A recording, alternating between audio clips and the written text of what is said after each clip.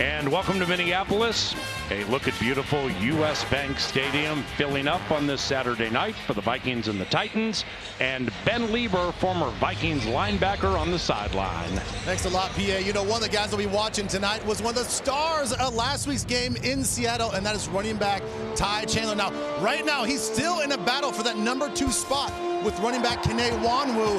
But guys, if he showed what he showed last week, the vertical explosiveness, ability to make somebody miss, catching out of the backfield, and most importantly, doing what he can do in third down pass protection, picking up blitzes, he has a huge opportunity tonight to solidify himself as the #2 guy behind Alexander Madison.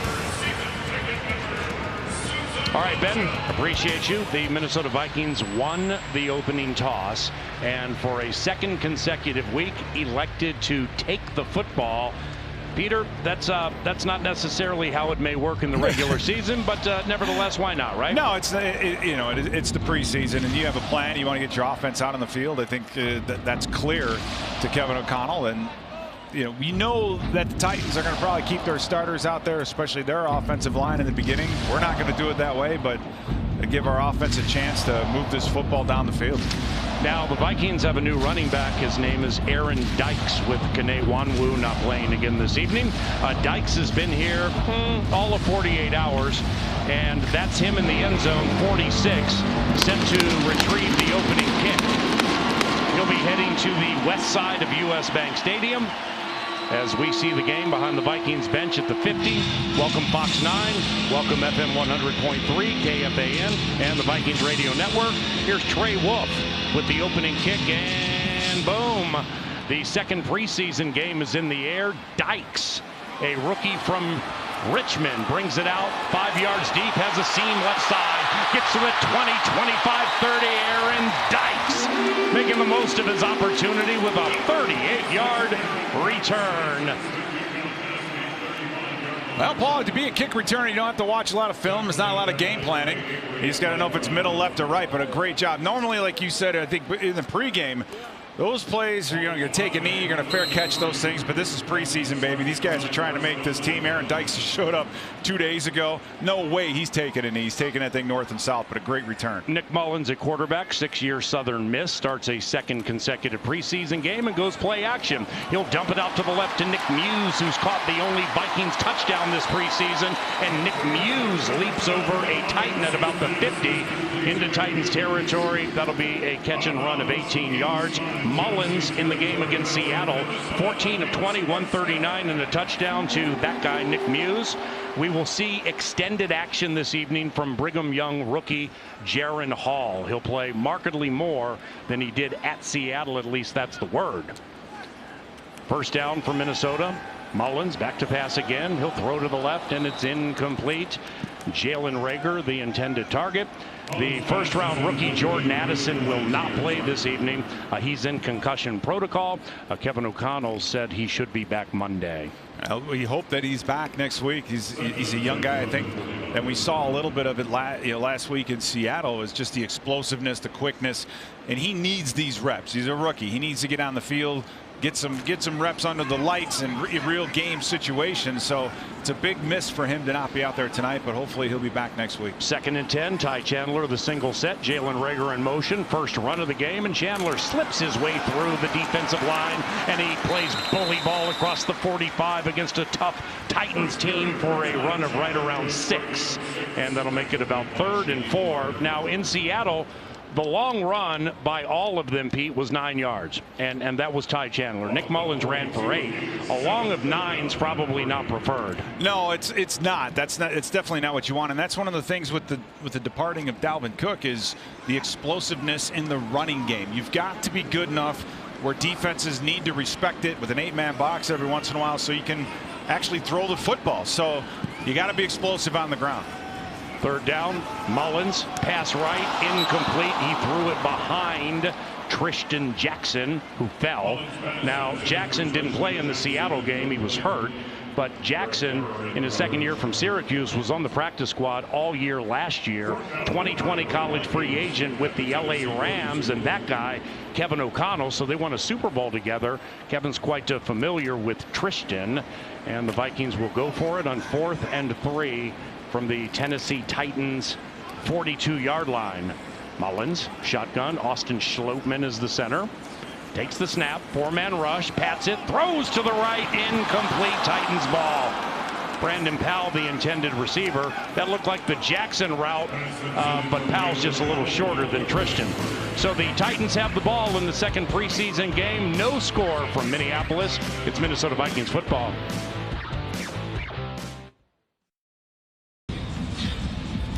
Hey, it's Minnesota Vikings preseason football, courtesy of the Vikings Entertainment Network.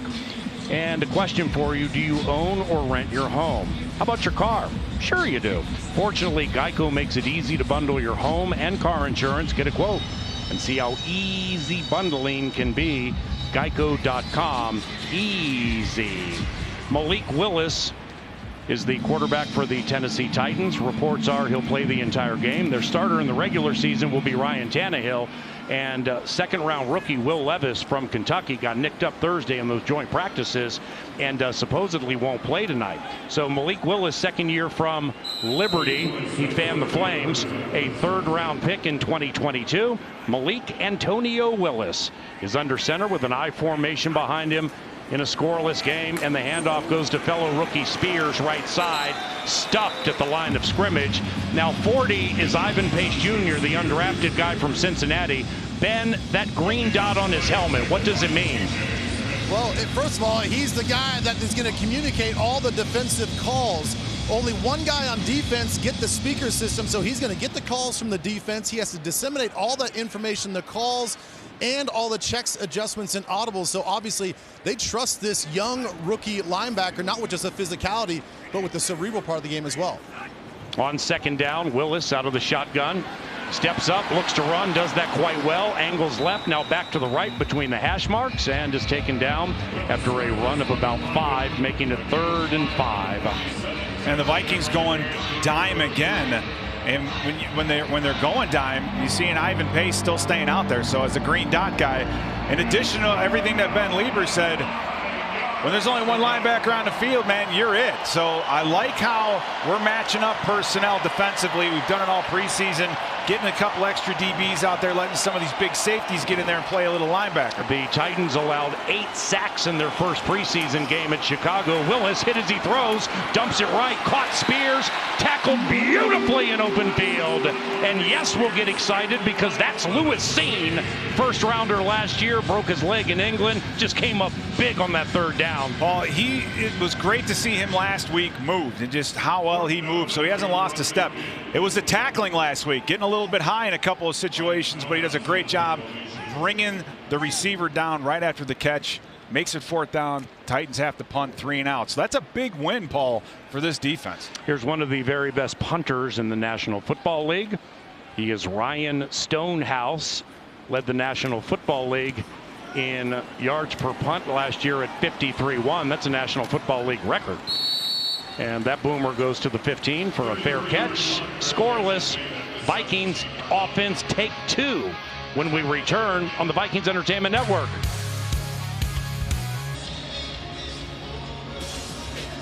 Scoreless in Minneapolis, courtesy of the Vikings Entertainment Network.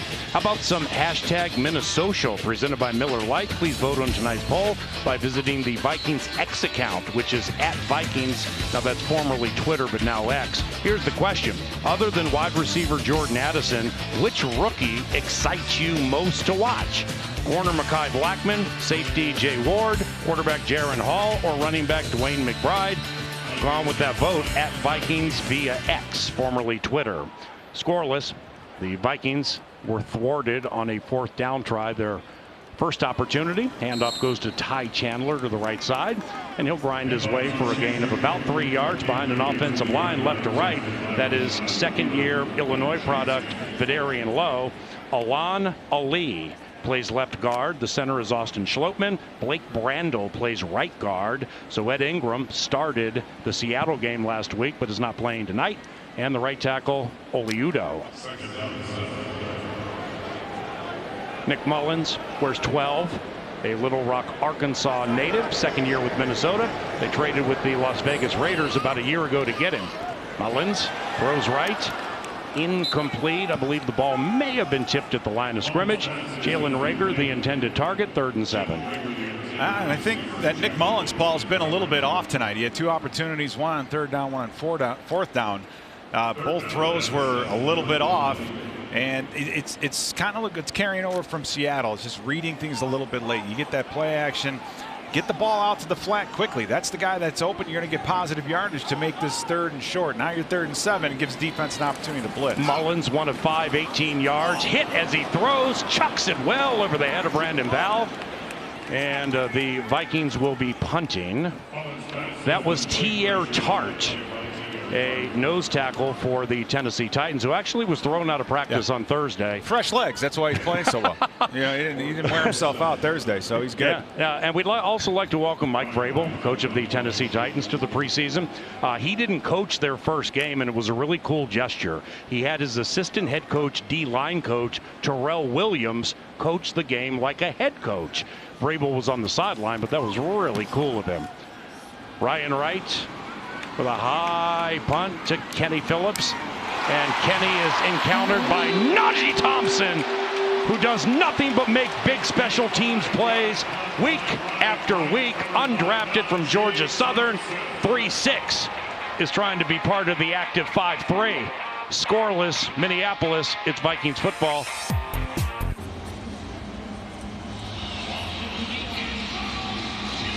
Well, still scoreless in Minneapolis. 10.5 minutes to go in the first quarter on the Vikings Entertainment Network. Relive your favorite Vikings memories and discover the untold stories of the team at the Minnesota Vikings Museum. It's in Eagan. Tickets available at Vikings.com/museum. Now, Malik Willis, quarterback for the Tennessee Titans, once again, second year from Liberty, 3rd round pick in 2022. Had a really rough 2022 when he filled in for Tannehill. 3 starts, 276 yards on 50% completions, 0 TDs and 3 picks. He did run for an average of 9 times a game with 1 rushing touchdown. And his first drive at Soldier Field, preseason week 1, was an absolute masterpiece. Handoff goes to Spears. That's Tajay Spears, a rookie they like a lot from Tulane, a 3rd round pick, gain of 3, maybe 4 yards. Now, last week at Soldier Field, Pete, the Titans, led by Willis, ate up half the first quarter. They got all the way down to the 10. It was a 3rd and 6. Malik was dead to rights, got out of it, squirted up the middle for 7. Next play, walked in left, run pass option. Well, like you said, they had their first line in, and that's who the Titans are, right? They're a very physical team, and they're trying to set that tempo and trying to set that, standard early in the preseason. Willis behind the first offensive line of the Tennessee Titans, passes right, and it's incomplete. Incomplete pass from Malik Willis. The intended receiver was Chig Okonkwo. He's a tight end. That's one of those passes that I think in the regular season they're going to catch that. So you have that outside shade for Andrew Booth. You're going up against a tight end. You need to close that gap and get a little bit more in on the throw. So Booth got away with one, got lucky there with the drop pass. Willis goes out of the shotgun. The Vikings have the only first down of the game. We're scoreless. Willis, he's nearly sacked. He floats out to his right, throws deep right side, incomplete. Intended receiver, veteran Chris Moore, 8th year from Cincinnati. So the Tennessee Titans have gone 3 and out for a 2nd consecutive time. Hey, you know what? It was a very nice job by Benton Whitley, who got chipped by the running back inside the tackle, and then he just kept on coming underneath the tackle and came free. But what happens is when that outside linebacker, the defensive end, comes underneath, you lose contain, and that's exactly what happened with the quarterback. Unfortunately for the Vikings, pass fell incomplete. Stonehouse to Brandon Powell, who has 1 punt return touchdown in his career, and it took place in this building. Flag on the play. Powell, he wiggles his way to the right side across the 15, and after a 60-yard punt by Stonehouse, 2nd-year Colorado State, a 7-yard return by Brandon Powell. Clay Martin is our referee this evening. Sorry, Paul. Illegal block in the back by Jalen Williams right here against the gunner. So the Vikings are going to be backed up. During the return, illegal block in the back. Receiving team number 38. Half the distance to the goal from the spot of the foul. First down, Minnesota. Timeout. And what's interesting about that, the Vikings' average starting position against Seattle last week was the 15. So this was commonplace when we were in the Cappuccino capital. Vikings ball, no score from Minneapolis on the Vikings Entertainment Network.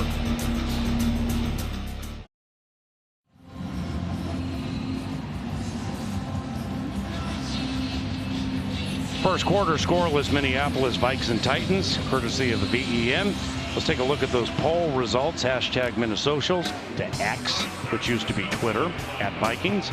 Other than number 3, the public, Peter, is excited to see corner Mekhi Blackman. I agree with him because Mekhi Blackman of that group, I think, has the most opportunity to contribute and be on the field quite a bit this year. So Mekhi Blackman, despite being a third-round pick, he might get thrust right into the spotlight. Ty Chandler, second year, North Carolina, 5th-round pick in 2022.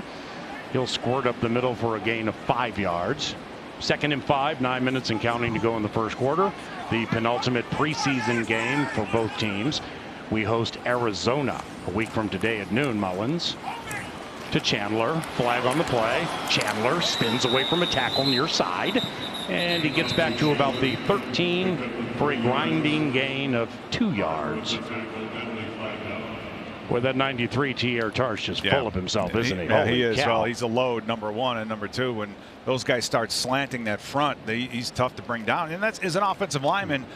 That's what happens when you have holding. There are fouls by both teams on the play. Oh, there we go. Holding, defense number 92. Holding, offense number 65. Those penalties offset at the previous spot. Replay, second down. You were saying? Were they holding each other? That's romantic on a Saturday. That's kind of the question. But when you get big men that slant like that, those offensive linemen, you got to move their feet. So when you get holding penalties, you're either overmatched or overtired and not moving your feet. Now these guys shouldn't be tired yet, but athletically, that's why scouts and those people look for great feet on these big 300-pound linemen. 2nd and 6, Mullins works out of the shotgun. Here's a safety blitz by Tennessee. Mullins picks it up, fires to the right side. Tristan Jackson with a catch of right around 5 yards, so it'll be 3rd and very short. Now, in the Titans' loss at Soldier Field week 1, this defense, many of whom are in the game now, they allowed a 62-yard screen touchdown to DJ Moore and a 56-yard catching touchdown by running back Khalil Herbert on a busted coverage.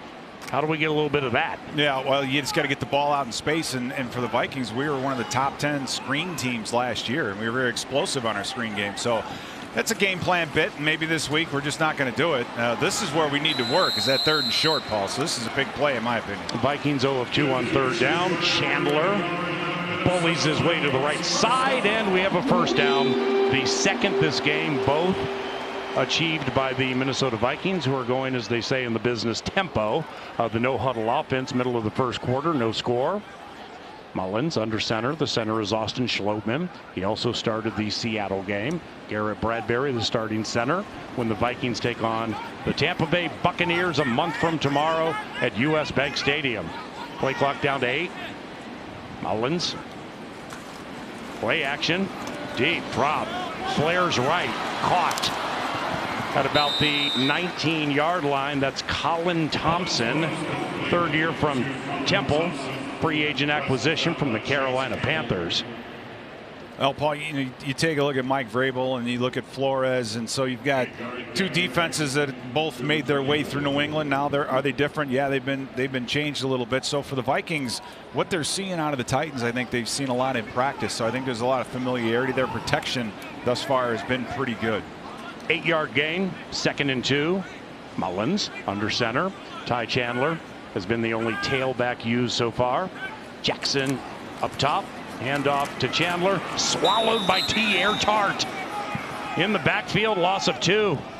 Now 93, T.R. Tart once again thrown out on the first play of the Thursday joint practices after Vrabel and Kevin O'Connell got together and pretty much mandated no chicanery, no fighting, no extracurriculars. Well, 93 T.R. Tart must have missed the message because he started something with Bradbury, and they immediately threw him out of practice. Well, and like I said, he's got the fresh legs because he missed a day of practice. But Mike Brown, the Titans have run that same safety blitz about 3 times already. Mike Brown getting through on that last play and able to get to Chandler in the backfield. Rager in motion, 3rd down. Mullins, flag on the play, dump left, caught Tristan Jackson on the run, another flag late. Across the 35, out of bounds at the 40. 18 for Tristan Jackson, pending infractions. A penalty came in early around the line of scrimmage, then one late from the secondary. I think this one's going to go against the Titans. Both? I don't know. I thought some Nick Mullins. Okay, we got 2 of them, but Mullins is clapping his hands. There are 2 fouls on the play, both by the offense. No, I guess use not. Of hands to the face, offense number 74. That penalty is declined. Pass interference, offense number 34. 10-yard penalty. Replay 3rd down. Well, it seems we've hit the daily double. Nick Muse getting a penalty downfield, so Ole Udo again just getting that hand up high. He's got to keep those knees bent. And Paul, we've been talking about penalties, and the numbers haven't been daunting. You don't look at that number of the last couple of games, at least last week and this week, and say there's been a number of them. It's been the time and place, being backed up, special teams, situations like that last play when you would have had a 1st down, and now you're facing 3rd and about 15. I mean, these are key situations where the Vikings are getting penalties. Empty backfield on 3rd and 14 from the 12. Now Ty Chandler motions to the backfield to the left of veteran Nick Mullins. Scoreless game, 1st quarter. Mullins back to pass, 4-man rush. Nick floats out to the right. Flag again. Eyes down the field, throws across his body, caught by Brandon Powell shy of the 1st down at the 23. He could not spin away from an on-charging Titan. So this is an unofficial 11-yard gain. Holding. Jeez. Offense number 74. Penalties Wow. declined. Result of the play is 4th down. Now Ole Udo again. Reminiscent of Cincinnati in the season opener a couple of years ago. Yeah, you're right about that. And, you know, he just got himself collapsed in. And whenever the quarterback escapes the pocket, the defender is going to obviously go, release and go flat. And it's hard. It's hard. You expect the quarterback to be behind you. So when that defender tries to leave you, offensive linemen want to grab on. But that's 2 penalties in a row there for Ole Udo. So he needs to get himself on his sideline, get his head together, because we can't afford to keep getting penalties like this and killing drives. Wide receiver Kearis Jackson is deep to return the punt for Tennessee. Najee Thompson, of course, beat his defender to get down the field, but so they're going to run the other way. Kearis shakes a tackle at the 29, but this Viking special teams unit has been terrific in the early stages. 55-yard punt by Ryan Wright, 8-yard return, and the Vikings defense heads out to the field. We had 1 sack in the game against Seattle, and it was from that guy, Luigi Villain. He is the TCO player spotlight. And Luigi Villain did a great job a week ago running the stunts with the penetrators and the looping and those kinds of things. So from that outside linebacker position, able to put pressure. I think he's in direct competition with Andre Carter, the rookie from Army, and Benton Whitley. So between those 3, I think you're going to see 2 of them make the roster. Malik Willis in a scoreless game, 1st and 10 from his own 30. And the ball carrier is Spears, the rookie from Tulane. Tajay Spears, 3rd-round pick. He was the American Athletic Conference Offensive Player of the Year with 1,581 rushing yards and 19 rushing TDs. That's a 4-yard run right there. That is the backup to Derrick Henry, 3-2. Yeah, and Derrick Henry, as we know, is as stable of a running back as there is. So any of the backups for Tennessee, you're not going to look to get a lot of snaps during the season. Willis under center on 2nd and 6. The Titans in search of their first down. They go back to Spears. And 3-2. Crosses the 35 to the 36 for a gain of 2. It's 3rd down. And Paul, I think one thing that we've seen already, and TJ Smith getting in there on that last play, our defensive linemen, they're playing the zone blocking so much better than they did a year ago. These guys, they might immediately cut off, but they work to get their heads back across the bow of the offensive lineman, and they're playing at the line of scrimmage. Last year it was always getting pushed back a yard or 2. Now we're playing on their side of the ball a little bit. How about we just don't give up a 1st down the entire night? Willis, shotgun. Yeah. All right. First down for the Tennessee Titans. That was well timed. Mason Kinsey, first full year from Berry College. It's an 11-yard catch. Here's the deal with Kinsey. He is the designated backup quarterback with Tannehill not playing and Levis a little nicked up. Mason Kinsey has not played quarterback since his sophomore year in high school. So let's just go ahead and keep Malik in there for the. It's the last time you played quarterback, isn't it? For the betterment of the broadcast. There we go. First down, 1st and 10, empty backfield. Malik with a shot over the middle, dropped. Should have been a first down for the Tennessee Titans.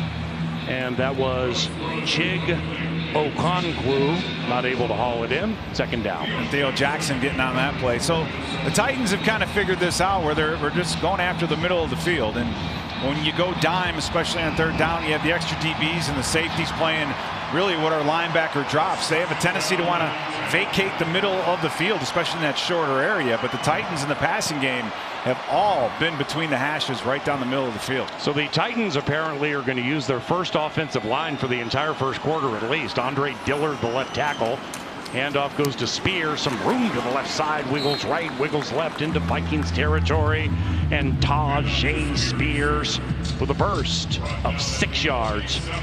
And you can see what they like about Tajay Spears in that he's not a big guy, but he's thick, right? He's just going to keep his pads low and be a strong running back, and that's their running game here. It's all between the tackles.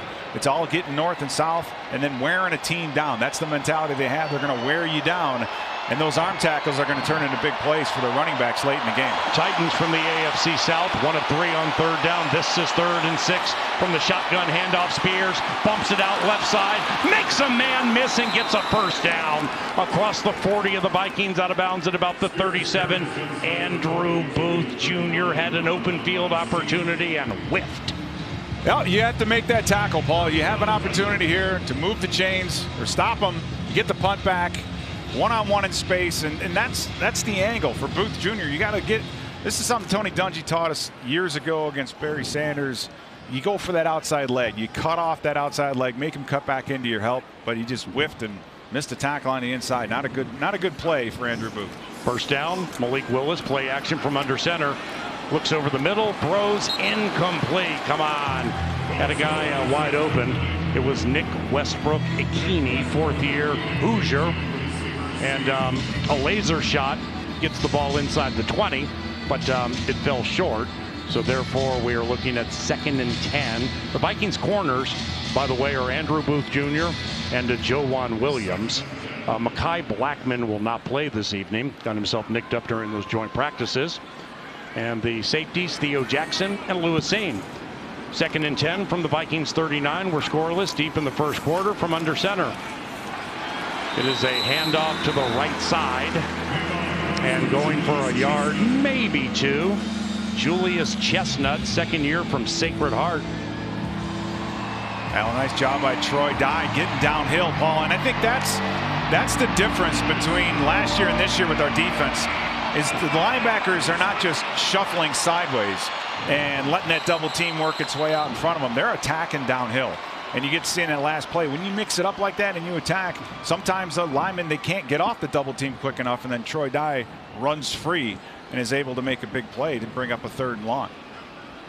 It'll be 3rd and 9 to be exact. Play clock, by the way, is down to 15. They break the huddle. A couple of receivers left. One out to the right. Malik Willis. We got 10 on the field, so you might have to take a timeout.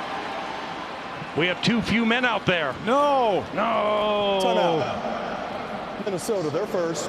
This is a 30-second timeout. Well, what's crazy is somebody ran off late.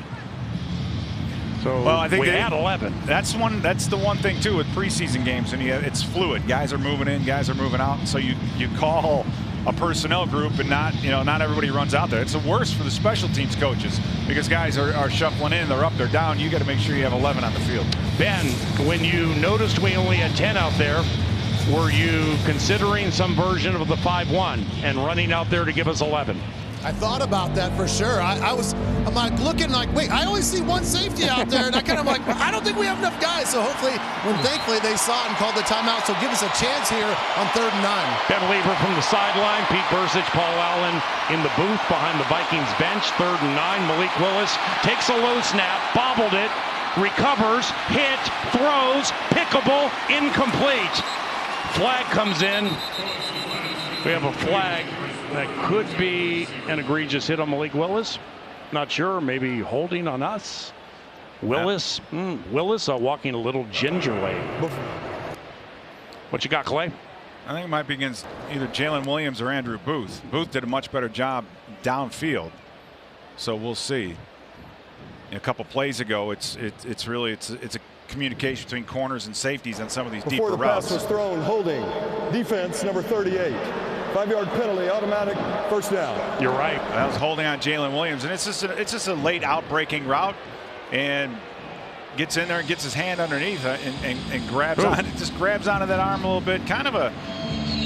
Oh, that was Joanne Williams. A little bit of a ticky-tack foul. That's Joanne Williams. So I don't think that's necessarily who they're calling the penalty on. So the Vikings on 1st and 10 for Tennessee from the Minnesota 33 have their base 4-3, and Malik Willis has a tightly packed eye behind him, and he goes to Spears, who has room and leaps over a Viking. That was pretty. 15-10, 5 touchdown Tennessee. 33-yard touchdown by Tajay Spears, and he went hurdling everything purple and gold to get there. Now Lewis Seen coming in late as a safety, and it's going to be a 4 or 5 yard gain if he makes the play. But that's the difference between linebacker and safety. Linebacker, if you miss a tackle, it might be a first down. But as a safety, you miss a tackle, it's going to be this. It'll be 6 points on the board. So, not the best example of tackling by Lewis Seen. You got to keep that head up. The Titans have a kicking battle.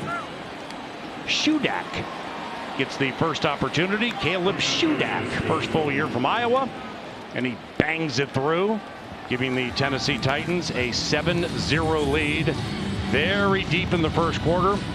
And the early game theme, as it goes with the personnel playing, is like Seattle, we are oft penalized. And whether it's Andrew Booth Jr.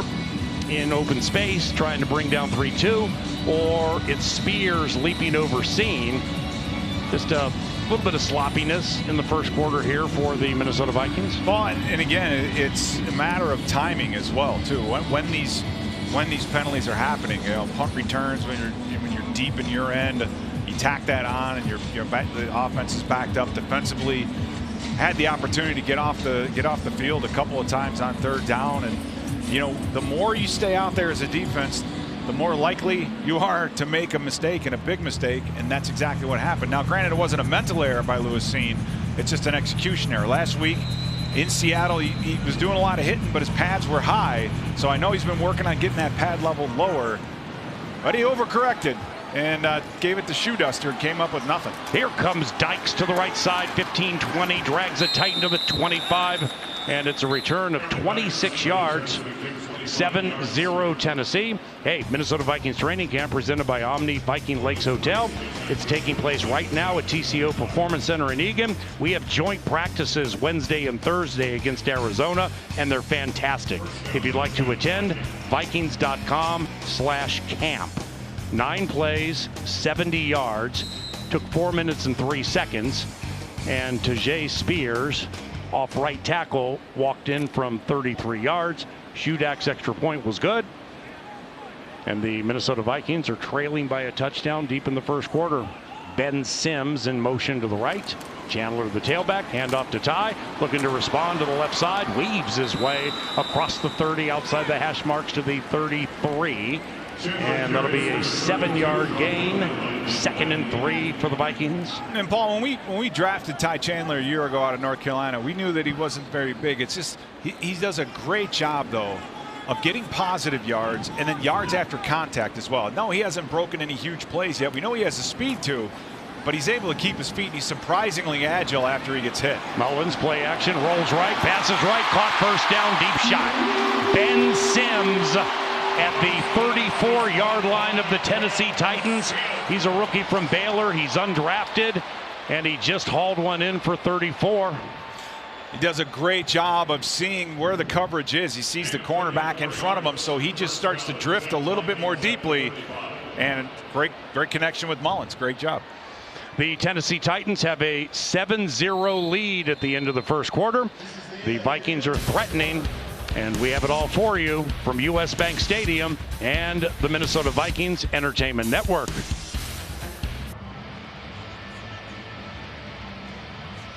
7-0 Titans, courtesy of the Vikings Entertainment Network. And welcome to the broadcast booth, those of you watching on Fox 9 or listening on FM 100.3 KFAN. Pete Bursich and Paul Allen.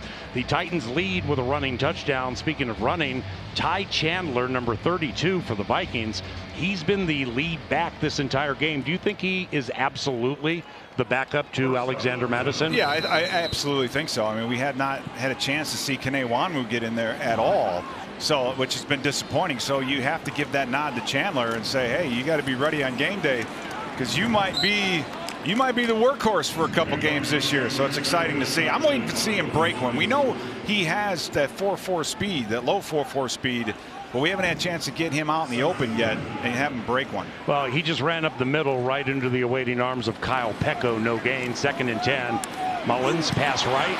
A stumbling Nick Muse brings it in at the 28, and he will fall ahead to the 26 for a catch of 9, so it's 3rd and short. Another good challenge, 3rd and short. That's been it was a kind of a sore spot with this entire offense last year. It reared its ugly head a couple times out in Seattle. So far tonight, they're 1 for 1 on 3rd and short. So we'll see what Kevin O'Connell decides to do here. If he wants to get fancy, I think in this case he's just going to want to pound that football again and try to challenge these guys up front.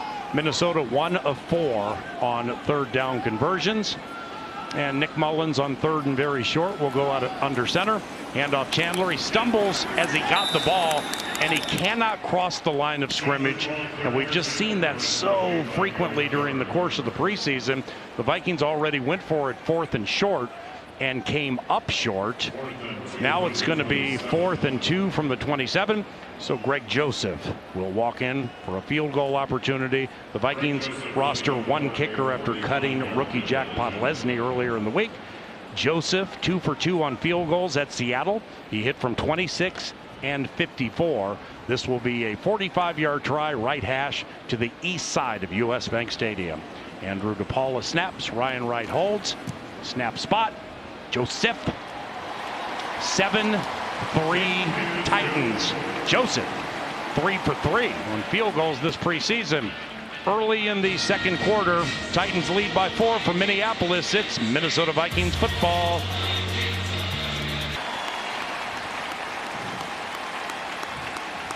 (7-3) Tennessee early in the 2nd quarter, courtesy of the Vikings Entertainment Network. Hey, the Vikings classic jersey is back. Wear what the team will wear for the regular season opener a month from tomorrow, September 10th, against the Bucs. Shop the new throwback at the Vikings locker room store or online at shop.vikings.com. Pretty fresh. Are those uniforms that you wore when you played in the 90s? Yeah, they're from the mid-late 90s, and so you got the numbers on top, the shoulder pads, and I like them.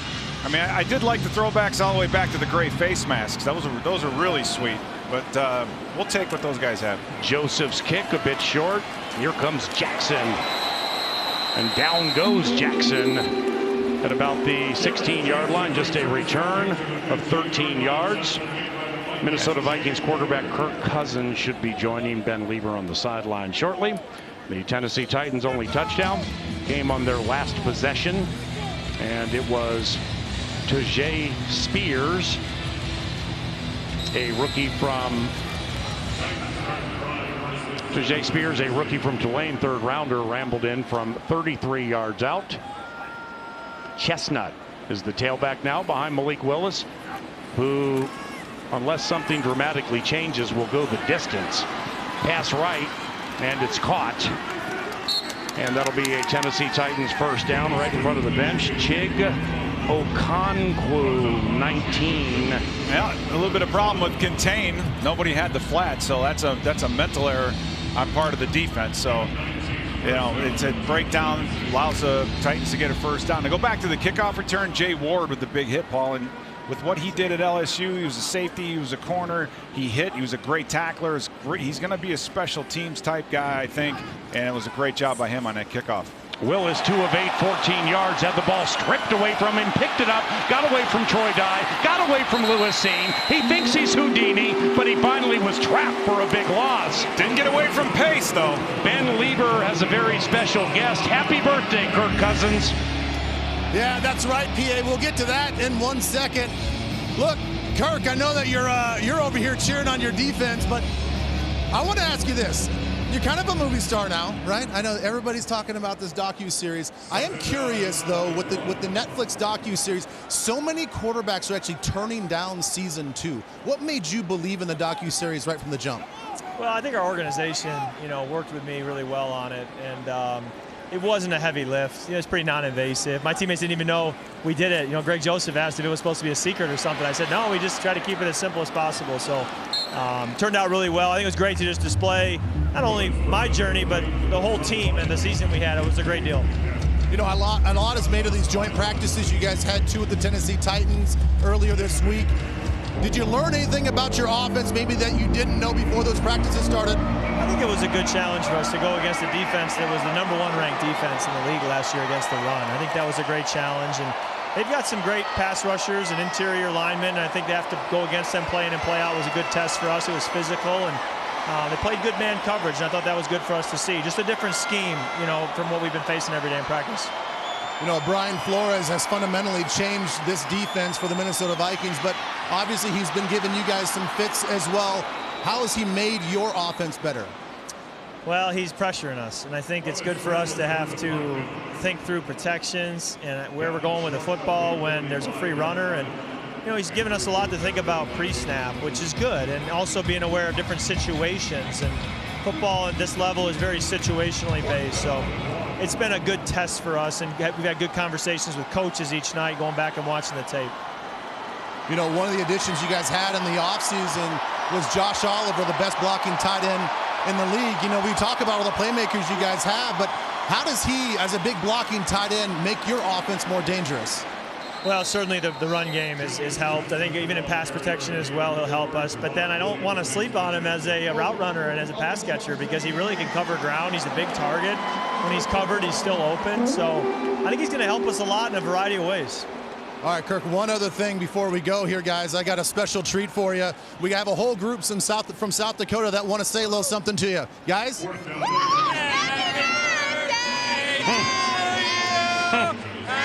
birthday to you! Aw. Happy birthday, dear Kirk! Happy birthday to you! There you go, man. Happy birthday to you. Thanks, man. Appreciate it. Nice touch, Ben. Nice touch, fans. That was cool. Stonehouse, right-footed punt. High spiral. Brandon Powell from his own 14, left side to the 20, gets a block to the 25, and Brandon Powell saunters out of bounds at the 29-yard line. 51-yard punt by Stonehouse and an 18-yard return by Brandon Powell. The Tennessee Titans lead 7-3. Holding, Tennessee number 50. Minnesota will add the 10 yards for the end of the play. First down, timeout. Indeed. Happy birthday, Kirk Cousins. A very accommodating quarterback, not only for Netflix, but his adoring fans. We'll be right back.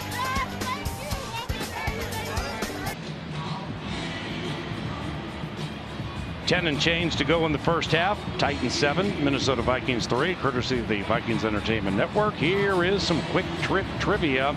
Kirk Cousins, where does he rank in Minnesota Vikings career passing rating history? Minimum 1,500 attempts. Think about that. Chew on that for a minute. As we watch Nick Mullins and listen to him on KFAN go on a deep drop, step up and run, stumbles his way across the 40 between the hash marks, 45, and he slides into the 49 after a gain of 9 yards. Here's the answer. Kirk, #1 all-time in Minnesota Vikings history for career passer rating, ahead of Dante Culpepper and Brad Johnson. Mullins, pass right, caught, first down. Jalen Reagor, that's his first reception after a Seattle game where he caught 4 passes for 55 yards. Hey, Kirk's right next to Sheldon Burns, guys. Oh, jeez. What do you think they're talking about? I don't know. Kirk, how you doing there, buddy? You doing all right? Good to see you. Sheldon Burns, Edina Family Physicians. One of the best, if not the. First down, 7-3 Titans. First down for the Vikings from the Titans 47. Nick Mullins under center to Ty Chandler. And Kyle Pecco, who joined the Titans about 5 days ago. He stops the tailback after a narrow gain. Kirk Cousins, what do you expect this season? Well, you know, one of the things that I look at with Cousins, and since 2018, he came in, he had a 70.1% completion percentage, and then year after year it's gone to 69, 67, 66. Last year it was 65.9. I'd like to see that get a little bit higher, in the upper 60s, just for him to be just a little bit more efficient. Now he's going to need some help from his wide receiving core, but it's the explosivity in the passing game, Paul. And we saw, I think, later in the season, a lot more in the way of 2 high safeties, trying to neutralize what Justin Jefferson was doing on the outside. And that means the running game has to open up. So the Vikings are looking hard at Ty Chandler. They've been bringing in some other people to take a look at. So I think some veteran presence in the back, but it's going to fall on Alexander to be able to be explosive in the running game to make defense pay when they want to keep safeties up high. Mullins opposite 94 for the Titans. Jaleel Johnson, he used to be one of us. Mullins steps up on 3rd down, gets a little jittery, dumps it over the middle. Nick Muse shakes a tackle at the 40. He's to the left side to the 30, and he's taken down at the 27. Nick Muse with a 20-yard catch and run and a first down. There's Jaleel Johnson. 94 for the Tennessee Titans, 7th year from Iowa. Remember when he was a 4th-round pick by the Vikings in 2017? Yes, he was. And, again, we talk about you're not just playing for the Titans or the Vikings right now. You're playing for 31 other teams. You're trying to put some film out there, just trying to find a home and last in this league as long as you possibly can. 3 catches, 46 yards for Muse, 2nd year South Carolina. Pass left, caught. Thayer Thomas, stiff arm at the 17. Thayer Thomas to the 14 of the Tennessee Titans for a catch of 13. And Thayer Thomas, undrafted from North Carolina State. He was a walk-on at NC State, eventually got a scholarship. 2 catches, 9 yards at Seattle. He already has beaten that. Now, great job of protection up front as well by the offensive line. So Nick Mullins had plenty of time to let that long crossing route open up and get rid of the football. So nice job by the offensive front. Middle of the 2nd quarter, 7-3 Titans. Mullins 9 of 13, 120 yards. Handoff Ty Chandler. He's been the only back to play for the Vikings this evening. It's a loss of 1 or back to the line of scrimmage right side.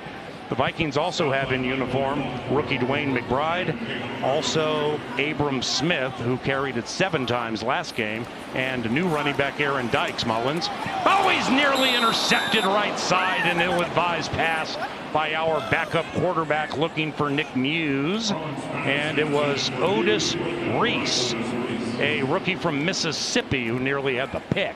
Yeah, great job by Otis Reese, just getting out in the flat, reading the quarterback's eyes. And you go on 1st down, you don't really gain much on the ground, so you hurry up to get to the line of scrimmage, and you're trying to get the defense on their heels, get a quick throw to the outside. And what a great job by him to read Mullins' eyes and just break through, go through a zone and break up the pass. Shotgun Mullins, 3rd and 11, fade left and inside the 5, incomplete.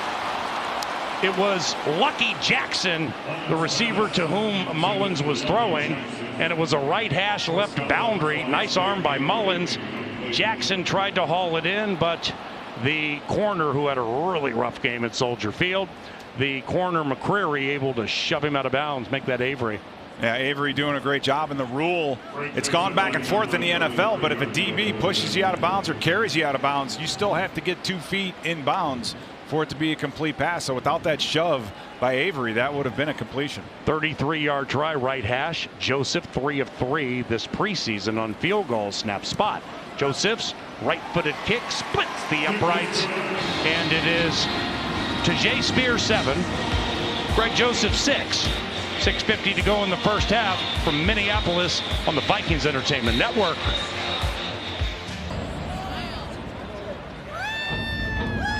On the Northland Ford dealer scoreboard, Tennessee 7, Minnesota 6. Thanks to the Vikings Entertainment Network. Welcome back to Minneapolis. Somebody who will not play in the preseason but will be featured prominently is that guy, Justin Jefferson. His first blow-up game, the first blow-up game of his career, as you will see coming up here shortly, took place against the Tennessee Titans in this building. Now that was the good part. The bad part is nobody was here to see it. It was during 2020. And as you'll see coming up here shortly, I would imagine, JJ unfurling the gritty to absolutely nobody in the stands to gritty with him. Touchback by Joseph. Now, Justin Jefferson, third game of the season, 2020, went for 175 and 1. And in the game, he had a 71-yard touchdown. Gets behind Joseph there. And the 71-yard touchdown for Justin Jefferson, that is still his career long. Well, and it's always fun to go back and watch either Randy Moss or, in this case, Justin Jefferson when they were first. But you really didn't know about him, and you get to watch him. And again, in that Tennessee game, we saw the evolution of what was becoming a deep over type of an offense, play action pass, get it down the field. And JJ, his route running ability and his speed hadn't really been showcased yet, Paul. So we saw that he finally gave a defense all the problems that they could handle, and it's a run after the catch as well. All right, so for Justin, you played with Randy Moss, and you also coached with the Vikings when Moss played. I mean, how are they the same? I think their route running ability, there's things that these guys can do. JJ is absolutely one of the best in and out of breaks. He can do things with his body and his body position that very few people can, and it makes it very difficult for defensive backs to cover. I think Randy Moss had that as well. But Randy's size and then surprising speed and his ability to adjust to the football and go up for it. I mean, the catch radius on Justin Jefferson is big, but when you look at a 6'4" Randy Moss, I mean, it's even bigger. So both of them have, I think, that wiggle in common, that thing that you can't teach. You just either have when you're born or you don't. So Justin last year obviously had a great season, but he went about a month and a half early without catching a touchdown. Then the team traded for TJ Hawkinson. It all changed for JJ after that. Yeah, and that's one of the reasons why you sit here and you look at this Vikings team and you look at Jordan Addison and say, here's a guy in Jordan Addison that can maybe take some heat off Justin. They can't cover them both. That's what you want. You want to be in a situation where the teams can't cover both of them. 3rd and 6. Willis running out to the left, darts even farther left, 35, close to the first down, and he got it. Multiple Vikings nearly had Willis in the backfield, but we were unable to fan that flame. Wow, that's disappointing when you are able to get in there and, like Benton Whitley, get a piece of him, but not able to bring him down. And Paul, we've seen it when you face these scrambling quarterbacks, or quarterbacks that are able to move in the pocket. It changes how guys rush the quarterback. They can't get as edgy. They have to get more frontal, more face up. And right now, Malik's been killing us on the ground. And through the air, 4 of 8, 42 yards. No throwing touchdowns this preseason. He has been picked once, play action. Malik throws it to Kinsey over the middle, and in jitterbug-like fashion, he goes dancing to the right side across the 45 and stopped at the 46-yard line. That'll be a gain of 10 yards and another Titans first down with 4.5 minutes to go in the first half. Tajay Spears, who will be the backup to Derrick Henry, as the only touchdown in the game. It was a 33-yard production where he leapt over safety Lewis Seen. It was quite nice. Greg Joseph, 2 of 2 on field goals. First down for Tennessee. 2 receivers left, offset eye left behind Malik Willis.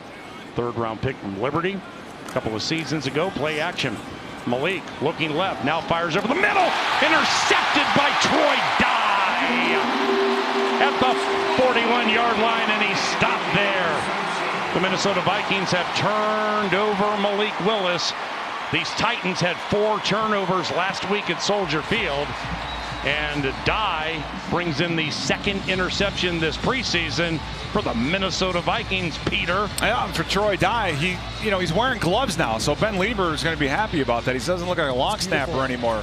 But he didn't wear gloves. This is the first time I've seen him in gloves. Actually, I noticed it earlier, but a great job, with the route up the middle to get a piece of the receiver, but then understand that's not his route to cover. So he came off the vertical and then fell right into that hook. Malik, the quarterback, did not expect him to be there. So nice job for him just to settle in and come up with the interception. Hey, Pete. That was a savvy vet move, and I think you and I both appreciate that pass drop. I love what he did there. He acted like he was going to run that middle read. He man-turned that number 2 receiver. So Malik Willis thought, all right, I'm going to have middle of the field open right between the hashes. This linebacker is just going to man-turn, run with this guy up the seam, decoy. The player downfield, offense, number 64.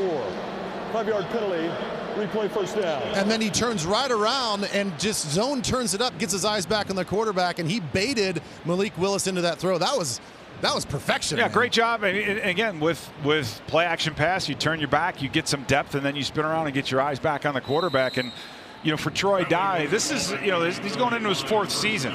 So for him to flash like this in the preseason, make big plays like this, the interception, he's showing Flores, he's showing Kevin O'Connell that, yeah, I've been around for a while, been mainly a special teams guy, but I'm still getting better at my trade, just like Ben Lieber was talking about. And those are the guys you want to keep around. You want to keep around the ones that work hard and keep getting better every single year. But I'm just glad Troy Dye put the gloves on, Paul. Yeah, that's a big costume change for him. And for years he's gone without them, but good to see him come up with a big play. Well, the Minnesota Vikings, during that chat, the confab with you and Nacho, got a penalty. We have 4 penalties, and we have 3:11 and counting to go in the first half. That's been a problem this preseason. Untouched guy up the middle, sacks Nick Mullins. There was definitely some consternation within the middle of our backup offensive line. And meanwhile, it is Caleb Murphy, undrafted from Ferris State, with a sack.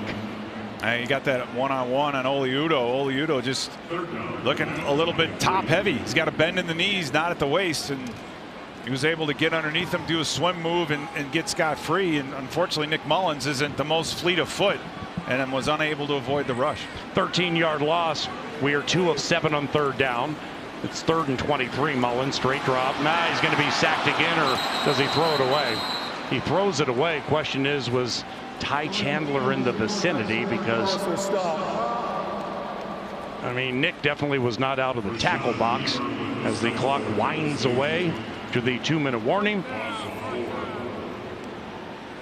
Yeah, there's Ty Chandler, a good 10 yards away. Yeah, exactly. So another stunt up front, and these are just simple. These are simple, loops and things. Offensive line's got to get together on that. 2-minute warning. Titans 7, Minnesota 6 from Minneapolis on the Vikings Entertainment Network. 7-6 Tennessee, courtesy of the Vikings Entertainment Network. 2 minutes to go in the first half. Let's take a look at that hashtag Minnesocial. Take a listen to it on FM 100.3 KFAN. It was rookie related, and other than USC's Jordan Addison, who's not playing tonight, concussion protocol. Who excites you? Mekhi Blackman, the corner, also from USC, about 55%. Jaron Hall, the rookie from Brigham Young. We will see him, I would imagine, for the totality of the second half, as Ryan Wright is set to punt. Short. Bad bounce. Worse roll. Wait, might have hit a Titan. Touched it. A Titan touched it. And Vikings ball. Wow. Now the Titans muffed a punt last week at Chicago, but fell on it. They just went to tripping there with that knuckleball-like bounce, and it was recovered by Tay Gowan, a backup corner. Ruling on the field is that the punt did touch Tennessee number 21, recovered by Minnesota. Okay. Look at Jackson, the punt returner 5, being like, "Hey, get away, get away!" He's yelling, "Fire, fire!" to get everybody out of the way. And you know, I don't think anybody expected that short of a punt. It was rolling past or behind actually the yard to gain for the Vikings. So you know, not what you're normally seeing out of our punting or out of our kicking game. But Viking special teams, Paul, we've had a couple penalties, but we've had a couple big plays, and that's what you want to see. Offense, defense, special teams, everybody working together. So big turnover with the Vikings. Our gunners, we've got some. I think we've got some opportunities for guys like Tay Gowan. He's covering punts. He's doing a great job. Najee Thompson's gotten in there and made some plays. So these guys are trying to get on the club any way they can. And one of the easiest ways to make an NFL roster is either to be the punt returner or be a gunner. And an easy way, if you're on the bubble, to be eliminated from a National Football League roster like Roger McCreary, that backup corner from Auburn, is to do exactly what he just did if indeed he is on the bubble. Yeah, you're right. And so that's a communication thing. And it went right by Tennessee's sideline. So whether or not he could hear looked like the returner was yelling the fire, fire. But this is the preseason. This is what this is all about, right? It's about learning. Yeah. And again, it's a horrible feeling, Paul, when you're trying to block somebody and have a punt hit the ground, roll backwards, and then just not be able to get out of the way. So ruling on the field has been confirmed. Okay. First down, Minnesota. That was what was known as an expedited review by Clay Martin's staff. So the Titans, who were turned over 4 times by the Chicago Bears last week, a preseason loss at Soldier Field. They have 2 gives already. Here comes Mullen, 9 of 17 for a 120. We don't have any touchdowns. Snap, 3-man rush, pass right, caught Tristan Jackson right around the 50, make it the 49 of the Titans. Quick hitting gain of 5 yards. The Vikings have 2 timeouts. Tennessee has all 3. The Titans lead 7-6. And Nick Mullins, he's been the quarterback the entire first half, 6-year from Southern Miss. He went from San Francisco to Cleveland, now to the Minnesota Vikings in his 2nd year. Pass left to Jackson, turns it up to the right side across the 45. First down for the Vikings with a gain of 6. Ben Lieber has an interview with head coach Kevin O'Connell as he departs the field right after the end of the first half. So Fox 9, KFAN, make sure not to leave before that. Minute to go in the first half. Mullins blasted, throws right, incomplete. Tristan Jackson had an opportunity. A flag, by the way, might be helmet to helmet on the QB. Yeah, I think we can hear it. Rager. Yeah, we heard that from up here. 15-yard penalty, automatic first down. There it is. Now Mullins, you know, he started out 1 for 6, I believe. He just was not very accurate to begin with, and has been on fire of late. So he's sitting in there, takes the big hit, and I believe it was, like you said, Paul, a helmet to helmet with the pressure coming right up the middle. So too many free runners with this second offensive line group, and it's coming off of stunts. It's these underneath stunts that are really getting to us. Mullins went left hash, right boundary while being hit. That's the second strong arm play we've seen this first half. And that's one thing that you want to see out of him. I think that's his challenge of maybe someday actually being a starter again, is how hard and his arm strength and accuracy with those outside throws. Mullins with a swivel. Looked right, swung back left. Hey, it's caught by Dwayne McBride. Who said he never caught passes at UAB? That's a hit of 14 yards. Trying to get our first touchdown this game. The Vikings have 2 timeouts remaining. Tennessee has 3. 37 seconds and counting. US Bank Stadium. Mullins, shotgun, steps up, pumps, dumps, incomplete. 2nd down.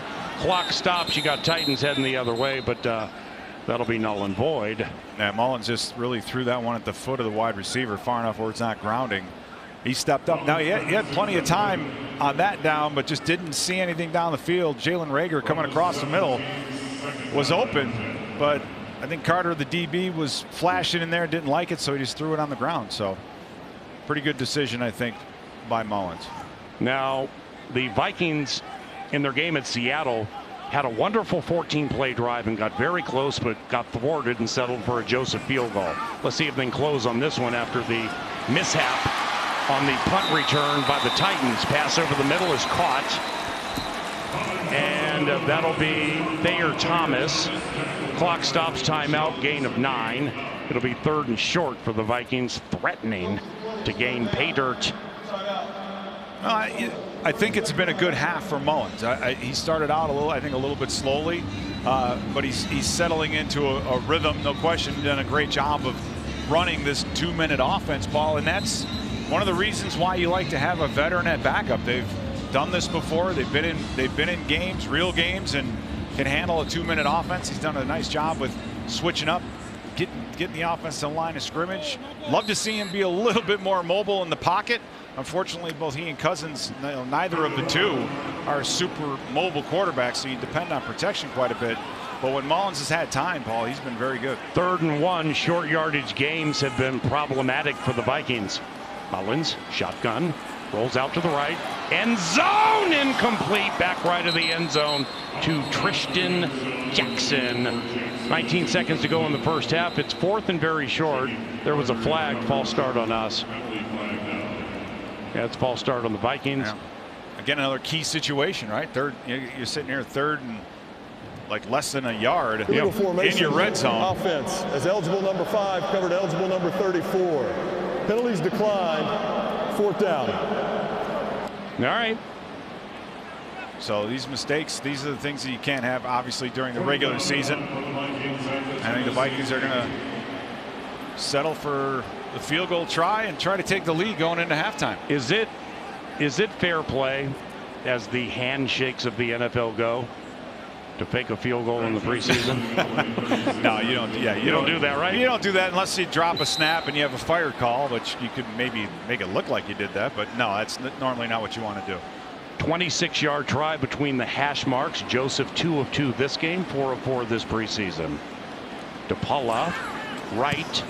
Joseph, lead 9-7 Minnesota with 16 seconds to go in the first half. The Tennessee Titans get the ball to begin the second half. Now, a month from tomorrow, the Minnesota Vikings are here at US Bank Stadium to play the Tampa Bay Buccaneers. Then Thursday after that, that's a meat grinder against the Eagles. It is, especially this early in the season, and that's really tough on the younger players, the rookies, the guys that for veterans, they've played a number of Thursday night games in their careers, and for these young guys, they have to turn this thing around off of 1 day of practice, get on an airplane, and then play in probably the toughest environment there is in the NFL on a Thursday night. That's tough. Well, you saw the Eagles and the Niners in the first part of it. Well, take a gander, and the Chiefs, I mean, and the Niners. Now you take a gander at the game after the Raiders game at the Bengals. We play all 4 teams that were in the conference championship games, and of course the 2 in the Super Bowl. You're right, and it's a tough schedule. The good thing though is the number of home games that you have against division opponents, and that's what you want to keep your eye on. You have to win those division games. You get the home game against the Bears, and then the Packers and the Lions to finish things out. So at least you have that going for you toward the end of the season. High kick. Kearis Jackson will signal for a fair catch. Let's go Minnesota, she says. We have the lead 9-7. Does it bug you at all? We have 1 preseason touchdown through the first 6 quarters. Yeah, I mean, I think what bugs me is just you need to have some explosive plays, right? And I think we haven't had much in the way. Sims had a 33-yard reception earlier. That's not our offense. We're a vertical offense. We get down the field, and we just really haven't been doing that offensively.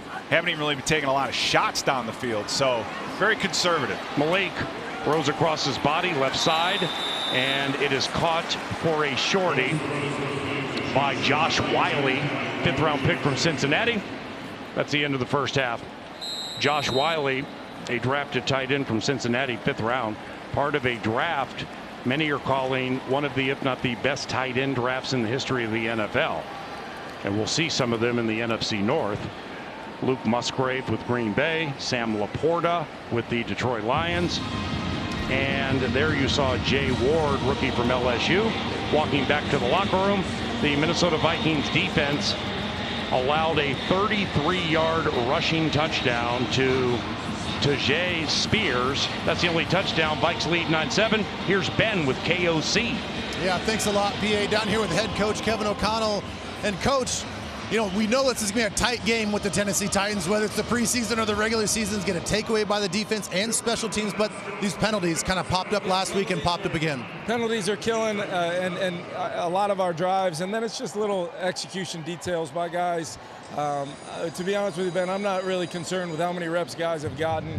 We prepare them and feel like we can run a clean process, and it has not been that. So we got to clean up the penalties, just little execution across the board, keeping us out of real scoring opportunities. I like the way we moved it in the 2-minute, but I wanted a touchdown right there. We just got to figure out ways to be a little bit better with our execution from these down-the-line guys on offense. All right, Coach, looking forward to the second half. Thank you. Thank you. All right, guys, that's it. 3 Greg Joseph field goals. It is 9-7 Vikings. This is your Minnesota Vikings Entertainment Network. Narrow lead over the Tennessee Titans. Greg Joseph 3 for 3 on field goals, 5 for 5 this preseason. He has kicked the Vikings to a 9-7 lead. As we welcome KFAN Radio into the simulcast, and we say hello to all of you watching on Fox 9. Pete Bursich, Paul Allen, Ben Lieber is on the sideline. He'll have some interviews here in the second half. Hey, we don't have a touchdown, but we're winning the game.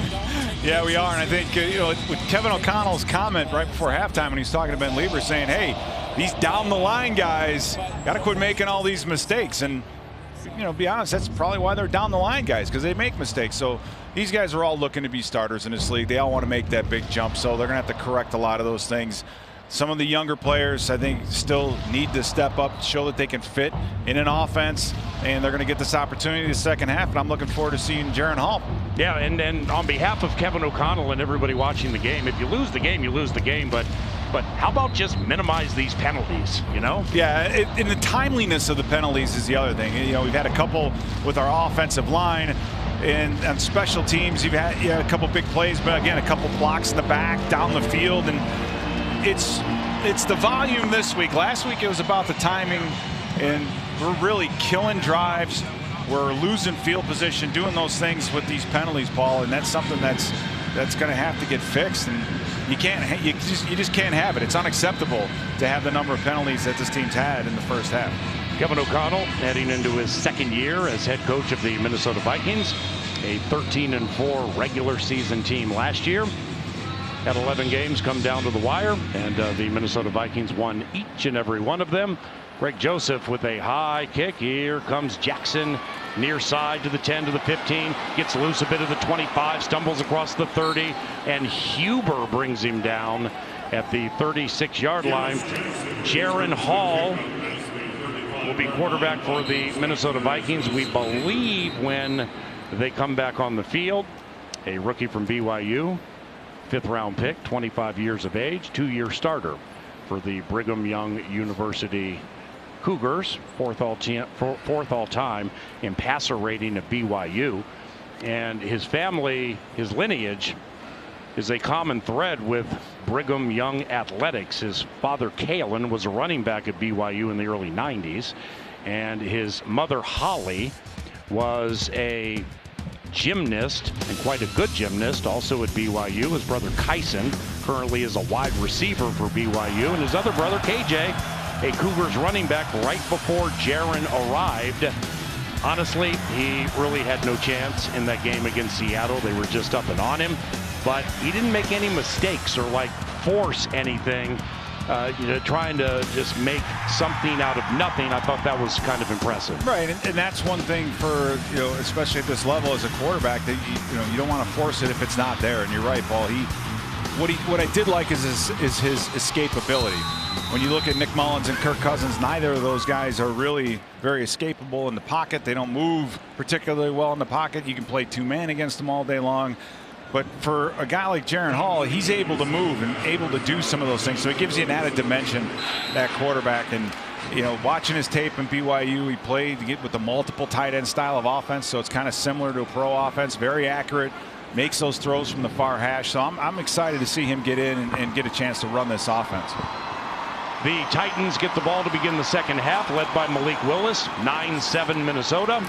Handoff to begin festivities goes to Chestnut to the right side, and that's a gain of 3 yards. Malik Willis, 6 of 11 57 yards. He did throw an interception to Troy Dye. The only touchdown, a 33-yard production by Tajay Spears. That will be the backup to Derrick Henry during the 2023 season for the Tennessee Titans from the AFC South, recognizing the Jacksonville Jaguars are the target of which to shoot. Willis, shotgun, Chestnut, up the middle. Troy Reeder, the former Ram, with a loss of 1. It'll be 3rd down. Well, nice job by Troy Reeder. He's a veteran, been in this game for a while. A guy who's having a sneaky good night tonight, Paul, is TJ Smith, right at nose tackle, 2nd year out of Arkansas. He was with the Chargers last year, with the Minnesota Vikings for some of last year. Played in 2 games his entire career, but he's been showing up quite a bit tonight. Great pursuit down the line of scrimmage. You saw him on that last play make a nice move on the offensive lineman to get in the backfield. Tennessee 50% on 3rd down.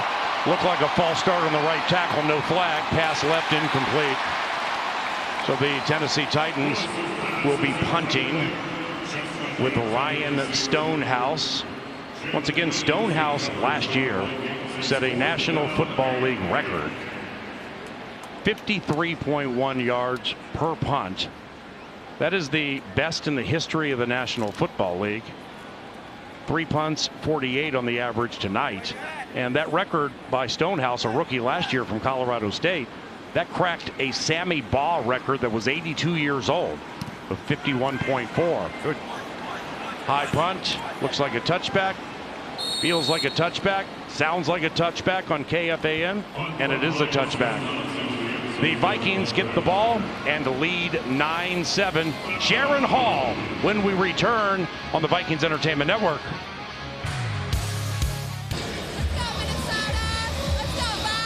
Vikes up by 2, 3rd quarter, courtesy of the Vikings Entertainment Network. Welcome back to Minneapolis. Here come the Sleep Number game stats. The first 2 black numbers you see are not the score, but they are the score. But first downs 9-7 Vikings, score 9-7 Vikings. That's pretty interesting, isn't it, Peter? Just not a very explosive game offensively for either team. So that's that right there. Here comes Jaron Hall making his home debut, the rookie from BYU. And Jaron is going to toss it to the right side to fellow rookie Dwayne McBride. As we run down to the sideline, here's Ben Lieber. Thanks a lot, PA. I'm here with one of my favorite players on the team, safety Cam Bynum. Listen, Cam, I think it's really impressive, obviously, what you do on and off the field, but you've been in 3 different defenses in 3 years, but you continue to ascend each and every offseason. How do you do it, man? You just got to realize no matter what changes, football's still going to be football, so your cover 3 is still going to be the same. You might have little adjustments here and there, but at the end of the day, it's more of an advantage to me just because I've been able to learn from Zim's system, from Coach Ed, and now from B-Flow. So it's been fun being able to stack all the knowledge through the years and take it and use it. Well, let's talk about that defense with B-Flow. I know everybody knows that it's meant to confuse people. You guys are going to bring a lot of pressure, a lot of blitzes, but you recently said it also gives you guys a lot of freedom. What do you mean by that? He really stresses to make it our own defense, so we can really play any coverage kind of how we want it within the lines of playing, so we can make adjustments within the different disguises to be able to make it look like a certain thing. And I know, okay, I'm making it look like this coverage, but we're still playing cover 3 or cover 2. So we're able to really play free and make whatever adjustments we want within the lines of the defense. All right, a lot of changes on the defense, but a lot of changes personally as well for you. Congratulations on getting married this offseason, man. Thank you. I'm a new man, new life, and I can't wait for the whole journey of the rest of my life. It's going to be fun. All right, man, thanks a lot. Best of luck to you. Looking forward to the season. Yes, sir, I am too. It's going to be a movie. Well, hopefully that movie has a happy ending. Punt. Wright's punt goes to Eric Guerrer, and he runs far to the right side. Huber forced him right, and he ran out of bounds. Nice work by the Vikings special teams, coordinated by Matt Daniels. Vikes up by 2, 3rd quarter. It's Vikings football.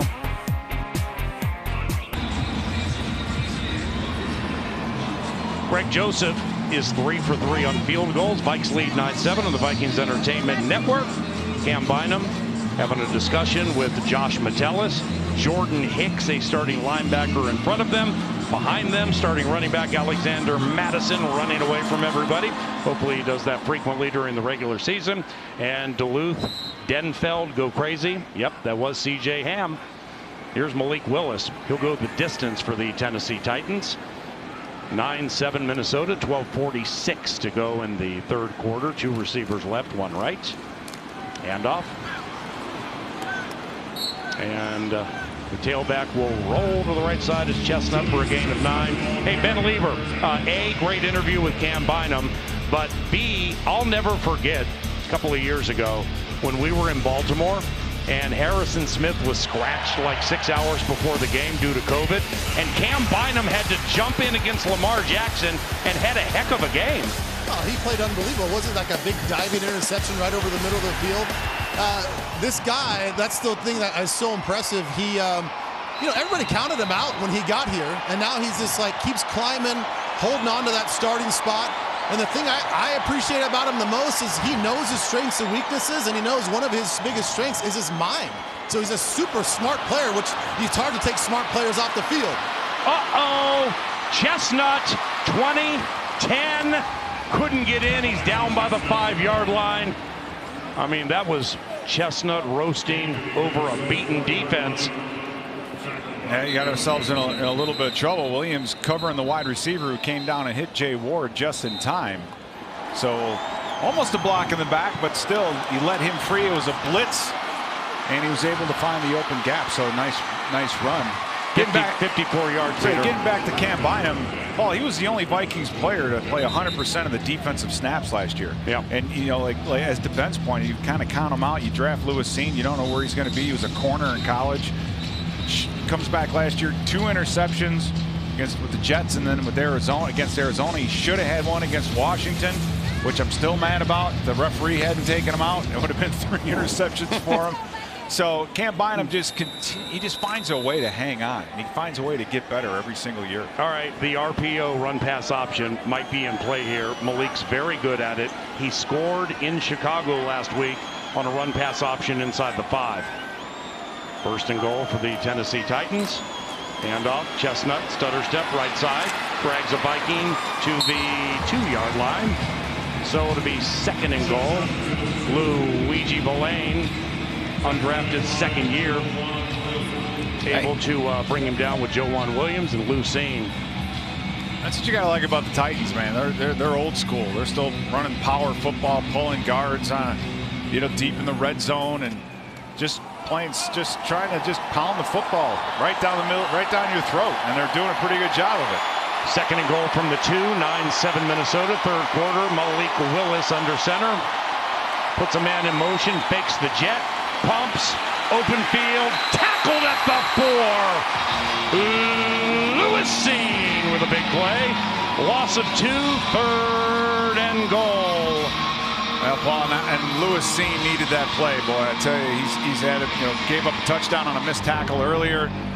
Nice job defensively. Covered the flat route. You got the deep post or deep corner route covered. And Lewis Seen, that athleticism in space is what you love about him, and his ability to bring down the quarterback like that. Great play. And again, he needed that. 2 receivers left, 1 right. Rookie tight end Wiley in motion. 3rd and goal from the 4. Willis. Out of the shotgun, short drop, floats out to the right, passes to the end zone, ball goes bounding in the air, incomplete. The lanky Joejuan Williams, the ex-Pat, was able to knock it away. And the Tennessee Titans with a kicker battle. They're trying to establish who their kicker is. They'll get an opportunity for a field goal try here. This is the rookie. Trey Wolf, Texas Tech rookie, undrafted, 0 for 1 on field goals at Chicago. He missed from 48 right. He's battling Caleb Shudak. 22-yard try. Right hash. Morgan Cox is the long snapper. Snap spot. And the rookie bangs it through. And the Tennessee Titans have captured a 10-9 lead. 9:53 to go in the 3rd quarter from US Bank Stadium on the Vikings Entertainment Network.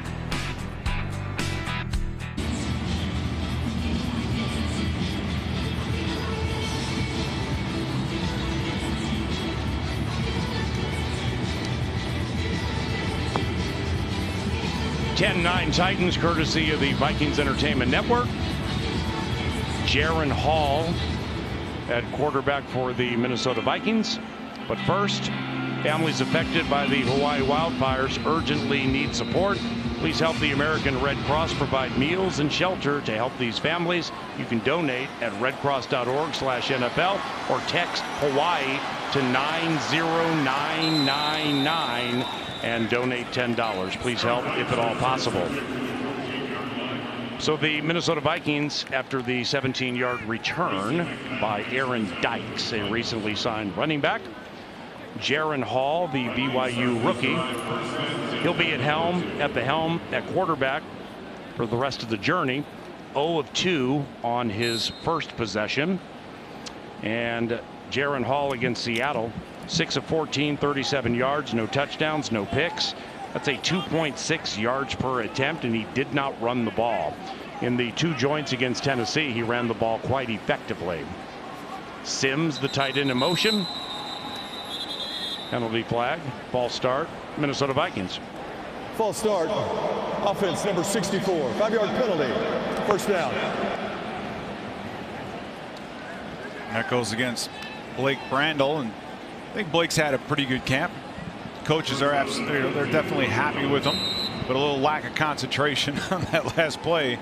He's had, he's one of these guys, Paul, that's had two tough days of practice on Wednesday and Thursday, then has to come out here on Saturday night and really play the entire game. So you have to keep that in mind. A lot of these guys are getting a lot of football, and they got to love it. Ty Chandler's night is done. 11 runs, 24 yards with a long of 7. That's Dwayne McBride, a 7th-round rookie from Alabama Birmingham. He was a Blazer, and his second carry will gain 3 yards. So 2 carries, 10 yards for Dwayne McBride. He's noteworthy due to his lower body power. 3,148 rushing yards on just 485 runs at UAB. That's 6.4 yards per carry. 5 receptions total at UAB, and he has a reception tonight. Hall from under center. Play action, big rush. Oh, it's a well-timed screen to the right. Let's see what we can do with Ben Sims. That crosses the 15 outside the numbers, and it'll be a catch and run of about 5, tackled by Kendall. Dwayne McBride, Pete Bursich. Well, Paul, 1,700 yards, over 1,700 yards a year ago, and one of the outstanding points, averaged 7.4 yards per attempt, 19 touchdowns last year at University of Alabama, Birmingham. So he knows how to wear a defense out, and he can get to that second level. You saw him make that cut, and then has the speed to finish. Now, will that translate to the NFL? We shall see. Only 2 receptions, like you said, last year, Paul, so he's got to work on his pass protection and route running. A lot of fumbles, though, and that's the one thing I think that pushed him down in the draft, and so far he's shown really good ball security. 5 fumbles just last year for McBride. The Vikings 20% on 3rd down are now 2 of 11. Hall with a fade to the left side to the lanky Thayer Thomas. Falls harmlessly incomplete, and Ryan Wright is now in to punt it away, trailing 10-9, 8:23 to go in the 3rd quarter. And I think we're, one of the things that's been kind of frustrating for me is just we're not very explosive at all in either the run or the pass game. And when you start getting these penalties and getting yourself 1st and 15, it's hard to overcome those plays, Paul, when you're not getting down the field and making big plays. Guerrero, undrafted Louisiana Lafayette, bobbled it, but then brought it in and ran ahead to the 40-yard line after Ryan Wright's 5th punt. That one went 55 yards. 8:12 to go in the 3rd quarter. Titans by 1, and this is Minnesota Vikings football.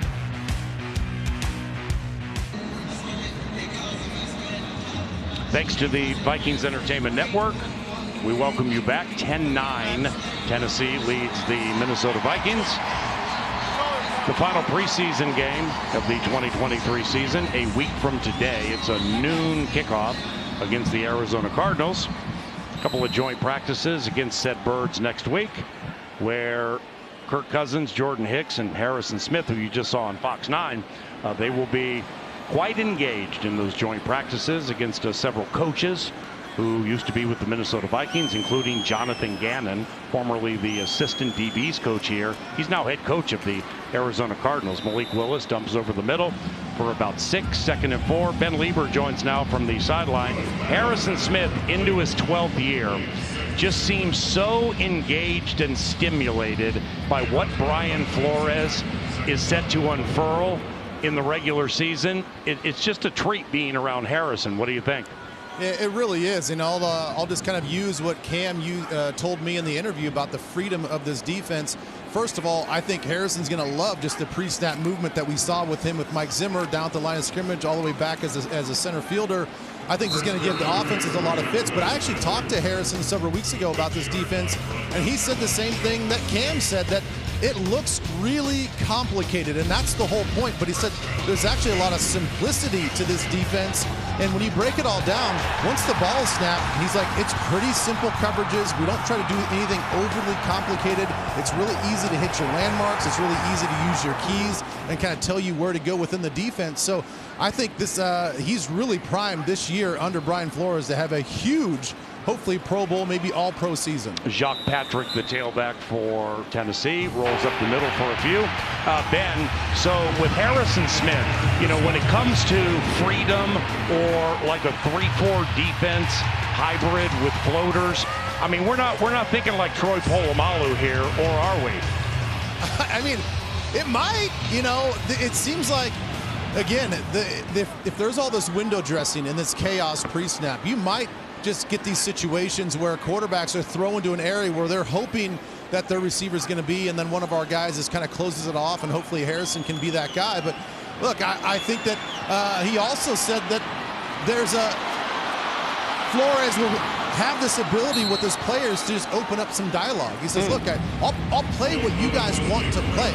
You guys look at the game plan, you look at the offense that we're going to face. I'm going to have my sets of calls, but I really want this to be a collaboration, and we can talk about these things. He trusts these guys as veterans, especially Harrison Smith, to understand what offenses are going to try to throw at them, and then get his input on which defenses that he thinks they should run and which blitzes they should run. So very much like what a quarterback does during the week, they're going to rely on Harrison and Cam and some of the vets in the back end of this defense to give them that input. Hey, Ben, on that 26-yard run by Malik Willis, I mean, he ran right in front of you. I was about ready to cut you off and ask you to go Woody Hayes on it, like put your foot out there and maybe trip him or something, but that might cost you your job. Yeah, I kind of thought about the whole Mike Tomlin thing where I just just sort of meandered out on the field and maybe just kicked my leg out. But yeah, I thought, you know, at first glance when he broke the pocket, I was like, oh boy, I don't see a lot of help here in the secondary. They might need my help, but thankfully we got him down. So Malik Willis, 7 of 14, 63 yards and a pick to Troy Dye throwing. 4 runs for 49 yards and that long of 26. 10-9, Tennessee leads, 2nd and 10 from the Vikings 17. Chestnut back in the game. Runs through a missed Troy Reeder tackle, then basically drags the entire defense inside the 5. So that's going to end up being a run of 12. It'll get down to the 5-yard line. 1st and goal for these Tennessee Titans. He is Julius Chestnut. Man, he's doing a nice job tonight. But to piggyback on what Ben said regarding Harrison Smith, the thing with Harrison is he's probably one of the most versatile safeties in the league, and that's what Flores was going to like about him. You bring him down into the paint, walk him up on the end of the line of scrimmage, you have to respect him as an offense because he's such a good blitzer. But he's also a very, very good cover guy. He's very smart. So he has all the tools of a safety that you want and need and be able to use in a system like that that Flores is going to install. Willis, Chestnut, touchdown. Julius ran right up the middle. 16-9 Tennessee, and Julius Chestnut has amassed 91 yards and a TD. He had a 54-yard long. My man's trying to get to 10 yards per run and usurp Tajay Spears as Derrick Henry's backup. Yeah, just too much movement up front on those double teams for those defensive linemen. They got to at least hold the point. Rookie Trey Wolf with the extra point try and hits the upright, but it goes through. Trey Wolf, Caleb Shudak, Trey Wolf. They're in a battle down to the wire for the kicking job for the Tennessee Titans, and Wolf may lead it by a nose. 17-9, Tennessee leads the Vikings. Now Jaron Hall, the rookie from Brigham Young, he'll get his third offensive possession coming up here around the corner. 1 of 4 throwing for just 5 yards. He is yet to run this preseason, although in that Seattle game he was running for his life a little bit. And like something we shared at the beginning of the broadcast, our preseason long run is 9 yards. I mean, it's not like the biggest problem in the world because it's not Madison, and you know it's not the first offensive line in totality. Cousins, JJ, TJ, KJ, and all your favorite J's. But nevertheless, 9 for a long run, man. I mean, Julius Chestnut's out here with a 54 tonight. Yeah, but that's Tennessee's identity, right? That's what they do. They still run the counters and the powers and the double teams up front, and they're going to move that football on the ground north and south. Again, the part about our running game that most concerns me is just getting the explosive plays, right? And being able, again, to make a defense pay if they want to play 2 safeties deep. You've got to be able to not only move the chains when that happens, but also to get explosive, get down the field. Dykes came out of the end zone a couple yards deep. Dykes was upended at about the 10-yard line. So here comes the Minnesota Vikings offense. A touchdown and 2-point conversion from tying the game. And, you know, in those joint practices, Jaron Hall going against the first and/or second defense for Tennessee would look down the field and didn't really see much, and he was able to kind of leak through and sneak through and run for like 10, 15, or 20. We just have not seen any runs by him this preseason.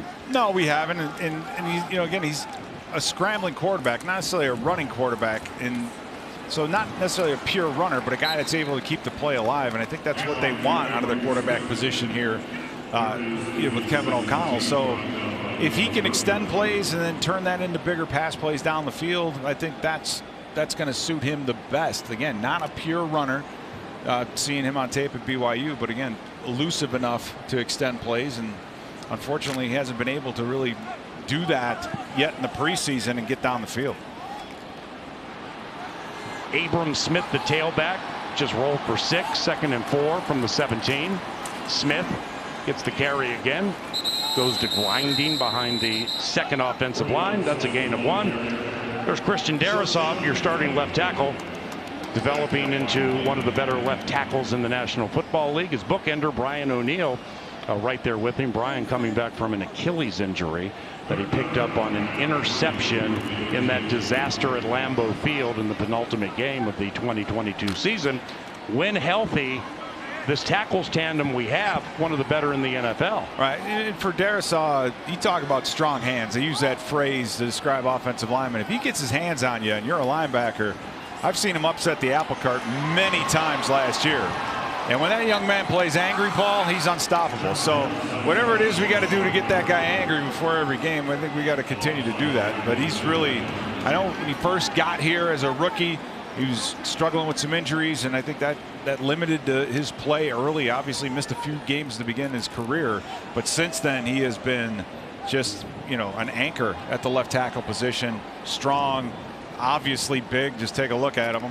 He looks like he's got pads on, and no, he doesn't. But a big dude and a mean dude at at times too.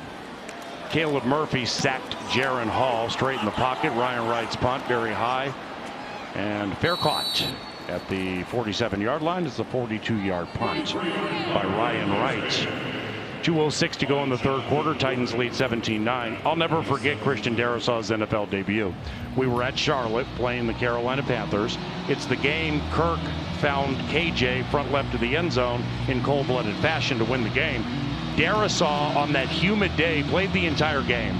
And dynamite pass rusher Hassan Reddick got loose right at the end of the game, and Darrisaw got his strong hands on Reddick and just threw him off to the side so that Cousins could step up and win the game with KJ Osborne.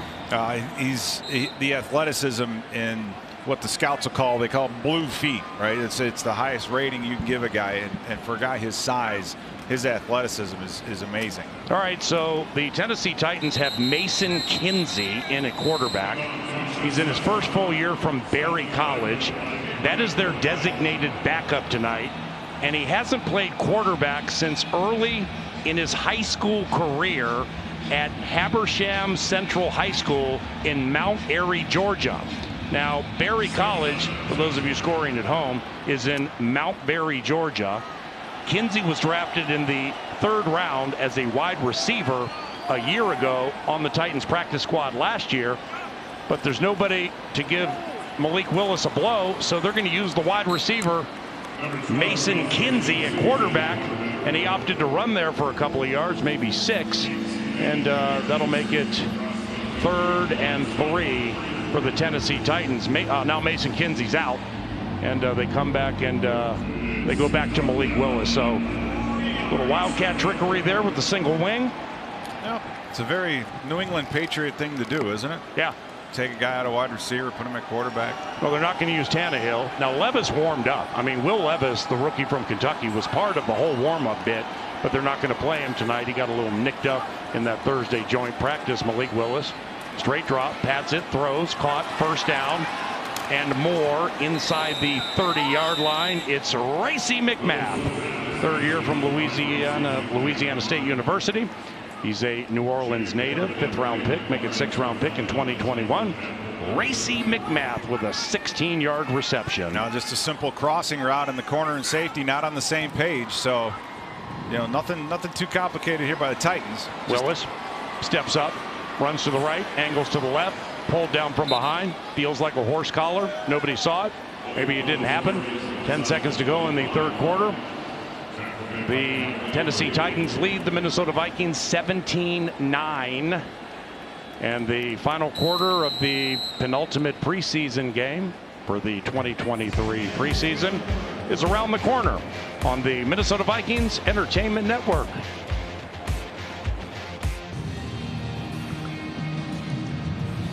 He's JJ on the Vikings Entertainment Network. Welcome back to US Bank Stadium. Pete Bursich along with Paul Allen, Ben Liebers on the sideline. We're into the 4th quarter of the 2nd preseason game. A couple of days off 2 joint practices against the Tennessee Titans. The Vikings have 2 joint practices next week against Arizona. As a former player and coach, what's beneficial about these dual practices? I think the best thing is you can control everything that goes on. And, you know, you mentioned Brian O'Neill, and Brian O'Neill tore his Achilles and, you know, injured his Achilles on an interception, covering an interception. So in these controlled practices, situations like that aren't going to happen. Now that's a 1 in a million thing, but still in this day and age of the NFL, you're not too deep across the board, and you need to have all your starters healthy. So it's just that little extra amount of control that the coaches can have that's what appeals to them, I think. And again, I'm not going to say anything about Kevin O'Connell and how they get these teams ready, because last year we came out of the gates firing. Hey, there's number 2, Alexander Madison on TV. I want to ask you a question about him momentarily. The Tennessee Titans have it 1st and 10 from the Vikings 11, leading 17-9. Malik Willis. He'll hand it off to Chestnut, goes to the left side, cut down by Troy Reeder. So no Dalvin Cook. He's now a New York Jet. You got Alexander Madison most likely into Ty Chandler. The play action game. When Cousins went play action to Dalvin Cook, safeties and linebackers went to tripping. With Madison, you think it'll be the same thing because we need it? Yeah, we do need it. And you take a look at Madison.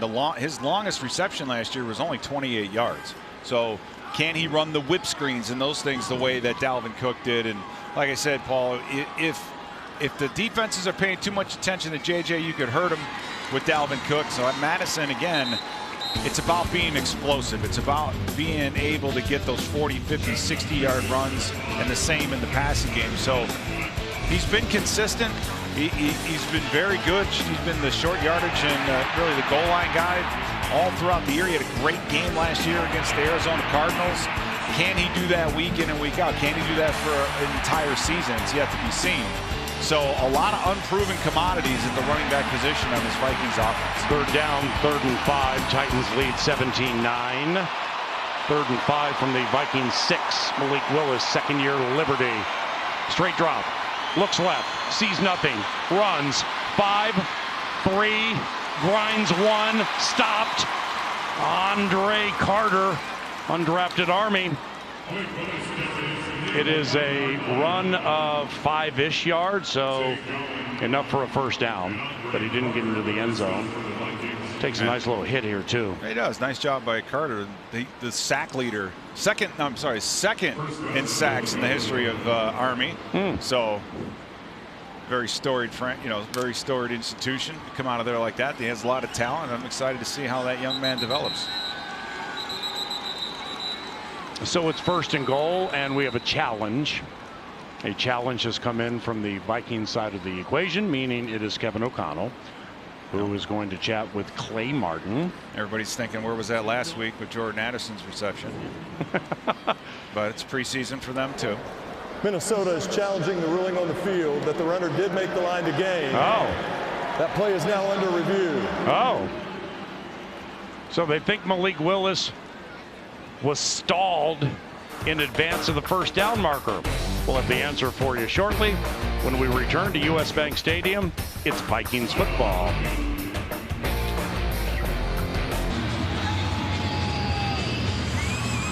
Welcome back. Thanks to the Vikings Entertainment Network. We are losing 17-9, but the crowd here, field side, all fired up for their Minnesota Vikings. I mean, you can't really, as a fan, take preseason games like win or loss fantasy football like seriously. And it's good to see everybody here just having a good time, you know? It is. And, there are a lot of fans here that have yet to spend an evening here and see US Bank Stadium. It's still I think one of the better stadiums in the entire league. So a lot of people get the opportunity to come out in preseason and get a look-see for themselves. We lost the challenge, so it's 1st and goal for Tennessee. Willis stands tall in the pocket, short drop, fires left, and it is caught for a Tennessee Titans touchdown. Nice leaping play there by Troy Reeder, but Julius Chestnut is stealing the show this evening. That's a receiving touchdown for Chestnut, 2nd year from Sacred Heart. Yeah, it'd be hard for Reeder to play that really any better as he's getting picked by the route, the vertical route, trying to work over the top of that and still get out to the flat. So great throw by the quarterback and a great catch by Chestnut. So Vikings look, going down by what? 15 points here. Well, Trey Wolf, the Texas Tech rookie, has received a bulk of the kicking duties this evening for the Titans, carrying 2 kickers. Snap spot. Extra point is good, barely inside the upright after hitting a kick that went off the upright, but still found a way to go in. TJ Hawkinson, first game for the Vikings last year after the trade with Detroit. We're at FedEx Field. I mean, he barely knows any of the plays. Targeted 9 times, 9 catches. Opened things up for Jefferson so that JJ had his first receiving touchdown in nearly 2 months. But with Hawkinson so good at catching and so good at running after the catch, let me hit you with this. When you have 84 Josh Oliver, a run blocking tight end in the game, and you have Hawkinson also in the game with a single set, say it's Madison. In the business, we call it 12 personnel. I mean, pick your poison with that defense. 4-3 base. Okay, cool. We're going to throw to TJ. Nickel or dime. Cool. We're going to run behind Josh. All right. It puts an offense or defense, in a tough position. It's the same thing that the New York Giants did with Shockey a number of years ago. And so when you have a guy like that who's as good as a wide receiver, and I think the other part is that he was brought in as an answer to 2-man. We saw a lot of 2-man coverage to try to slow down JJ. Cousins can't really scramble and run you out of it. So you get Hawkinson matched up man-to-man against a safety or a linebacker.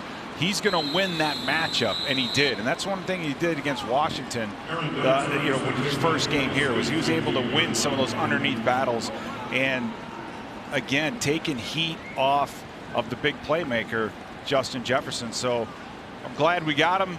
He's been struggling with an ear infection. It's kept him off the field for the last couple days, but expect him to be right there. There's 84 Josh Oliver. Move the camera over just a little bit. You can see how imposing, muscular, large, and we know it because we've seen it fast. 84 Josh Oliver is. I mean, that's a runaway freight train in open field. Offense number 66, 5-yard penalty, first down. Paul, and Josh Oliver, he was a great get, I think, for this offense and the style of running game that we're going to have. And he's really we haven't had a guy to be able to block like that since Jim Kleinsasser. I mean, he's a big dude, and everything I've heard that the hands on him are like, you know, like mitts. They're just huge, and he gets those, and we've seen it already. He gets those hands on that second level linebacker, and he's able to torque those guys and get them to the ground. You know, caught a couple touchdowns finally last year with Baltimore, so he's getting a little bit more involved in the passing game. Also plays special teams, so he does whatever he needs to do to stay on the field. Screen to Dykes right side, turns it up at the 15 outside the numbers across the 20, and Aaron Dykes is taken down after a catch and run of about 11 yards. Aaron Dykes, a rookie undrafted from Richmond, signed this week by the Vikings. He is a Knoxville, Tennessee native, so undoubtedly a lot of friends and family members back in the state of Tennessee rooting for one of their own, as Hall will throw right to Thayer Thomas, and Thomas catches it and runs out of bounds for a gain of about 10. Play action by Hall, and catches Thomas wide open. I think it's another thing about Jaren Hall that you like, Paul. I mean, there's plenty of play actions and bootlegs with Kirk Cousins and Nick Mullins, but Jaren Hall, again, when you run it with that kind of efficiency like we saw in that last play, where you get the play fake out, he gets to the top of his drop so quickly, he can get the ball out early enough where the receiver has time to turn up and get added yardage after the catch. So getting him out of the pocket, he looks great, you know, whether it's to the throwing side or away from the throwing side. 3 of 6 for 26 yards for the BYU rookie. Handoff goes to Dykes. Left side, he gains 3 yards. The Vikings had a 2 tight end set to the right side that time. And one of those tight ends, Ben Sims, is leading the game. He's chatting with Kevin O'Connell now. The other is Colin Thompson, third year from Temple, free agent acquisition from the Carolina Panthers. There's Thompson. He played 26 games with Carolina, made 6 starts, scored 1 touchdown, was on the Panthers practice squad last year. The Minnesota Vikings, speaking of the Carolina Panthers, hooked the NFC South this year. We start the season a month from tomorrow here against the Buccaneers. Also have New Orleans at home, at Atlanta, and at Carolina to face Adam Thielen. Dykes, room, left side. Dykes goes diving ahead to the 45-yard line, run of 9 and a first down. How's that sound? We're at Charlotte to play the Carolina Panthers, led by Adam Thielen. How about that, right? They're all excited about their rookie quarterback. You've got a veteran wide receiver. I mean, it's going to be. Hopefully, we can catch Bryce before he gets too dialed in. Yeah. But a scrambling, obviously a very athletic quarterback nonetheless, Paul. And of those four games at the beginning of the year, we got to get away with at least 2 of those wins. Dykes, leaping, plunging. 7-yard game. You think Dykes has any idea what plays they're calling? He's been here, what, 48 hours? Yeah, maybe. And so it's just left and right, and he's just taking this thing downhill. But I mean, like last week with Abram Smith. Now Abram Smith, first full year from Baylor, he last was running the ball for the XFL DC Defenders, and he played more than Dwayne McBride. And now you get Aaron Dykes playing as much, if not more, than Dwayne McBride, 7th rounder from UAB. I mean, if I'm Dwayne McBride, I'm just trying to figure out what's happening here, you know? Yep. Play action, Hall floats left. Pass caught. Thompson on the run, far side. 40, 35, 30. Thrust out of bounds at about the 25-yard line. Jaren Hall, Colin Thompson, 23. Here comes Dwayne McBride into the game. Let's go with that Blazer, see what he can do. Oh, absolutely. And I think, well, whether or not you can read that much into it, you know, when you're on the sideline during the game, but for McBride, he absolutely has to be thinking about that. He's absolutely thinking that, hey, I gotta earn my spot and stay in the game. So you got a guy back there with some power, and he's pretty motivated. So let's see if he can get anything done. 4 of 7, 49 yards for Hall. He'll toss right to McBride, and the man with the lower body power that is elite, according to some, plunges ahead for a gain of 1, maybe 2. Dwayne McBride, we mentioned this last week in the Seattle game, but it bears repeating, is we haven't seen him spin in this game, but Dwayne McBride really is comfortable spinning off tackles. Now, there's somebody who told me he does spin a lot they might have to coach some of the spin out of him, because when he spins, he leaves the ball vulnerable, and that led to like 5 fumbles last year, you know? Yeah, and that might be what's going on. Curtis Modkins, the running back coach, might have said, if I see a spin, I'm taking you out. And so we haven't seen any spins out of him. So now Hall finally runs, and if he had turned it up just inside the numbers, he might have gotten close to the first down, but he became a little indecisive. So Jaron Hall's first preseason run goes for 4 yards. Blake Prohl departs the game, and Jacob Copeland enters. Why is that interesting? Well, he's undrafted rookie from Maryland. He was cut by the Tennessee Titans August 2nd, and he's been with the Minnesota Vikings for a week and a half. He wears 28, and I'm sure he wants to catch a TD against his former team. Hall looking the way of Copeland. He's floating out. Come on, get Jacob open. Hall turns it up. Yeah, see? When he runs, hey! Inside the 10. It'll be a first down with an 11-yard run. And by the way, that 11-yard run, our longest run of the entire preseason. Well, nice job getting outside the defensive end and just taking it, like you said, Paul, north and south. So it's one of the athleticism of Jaron Hall is something that we absolutely love. On first down, handoff, McBride thought about spinning, couldn't execute it. Instead, he'll get down to the 5-yard line, and it is 2nd and goal from just inside the 5. 24-9 Tennessee, 6.5 minutes to go in the game. And Mike Vrabel is going to take a timeout with a gassed. Timeout, Tennessee. I mean, 30-second timeout. This Tennessee defense is gassed, man. On that second Jaron Hall run, 48 for them. Thomas Rust. Yeah. That's Thomas Rush, by the way, a rookie from Minnesota, undrafted Golden Gopher. 48 was a little gas trying to run down Jaron Hall. Yeah, he was. But that's. You got to get used to it, man. That's what happens when you're, not a starter. You're a backup. You got to get out there, and you're going to get a majority of the playing time. But to go back to Jacob Copeland, Paul, he's a guy.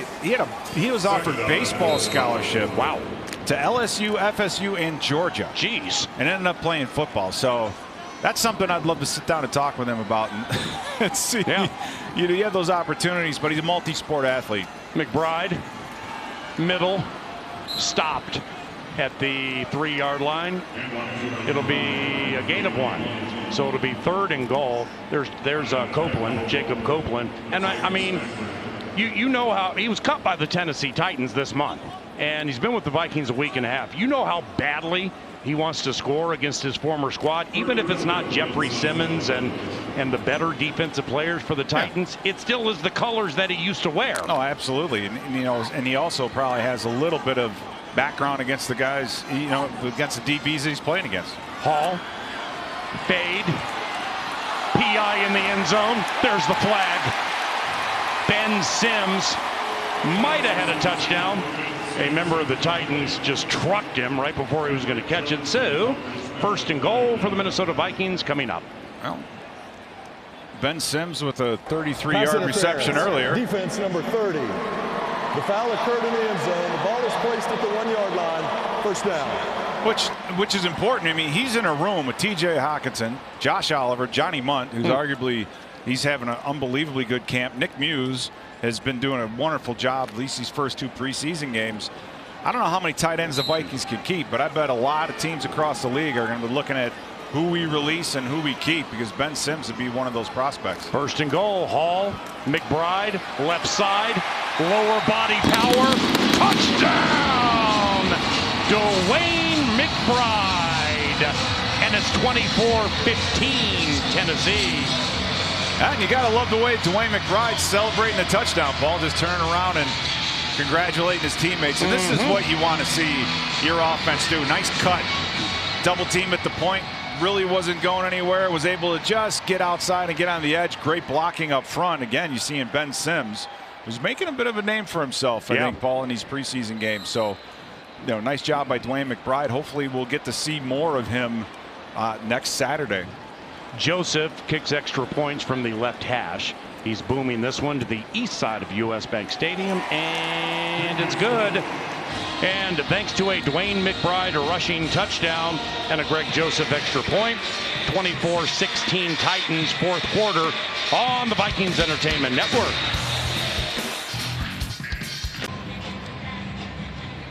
Titans lead by 8, 5:50 to go in the second preseason game. Welcome back to Minneapolis and beautiful US Bank Stadium. The Jaron Hall-led Minnesota Vikings win 12 plays, 83 yards, took 6.5 minutes. Dwayne McBride, a rookie, with the touchdown. There you see Osezi Otomowa, second-year Golden Gopher. We bring him up because there are 3 Golden Gophers playing in this game. Otomowa, Gibbons is a linebacker who plays a fair amount for the Titans.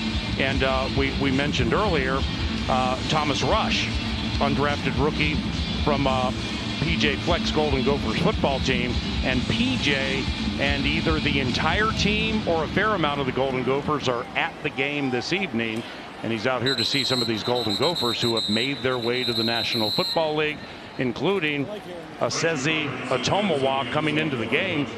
Be nice to see him get a sack or a TFL or some type of forced fumble with his former teammates and his former coach in the stands. No, absolutely, and it's just what a example to set to the guys that are at Minnesota right now, saying, hey, you know, he can make it, I can make it, we can do it. Now, Otomowa is a strong defensive lineman. He's just very raw. He was very raw last year.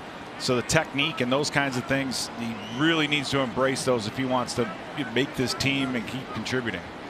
He's defensive tackle now to the right of the right guard, Malik Willis, with an 8-point lead. Hands it off.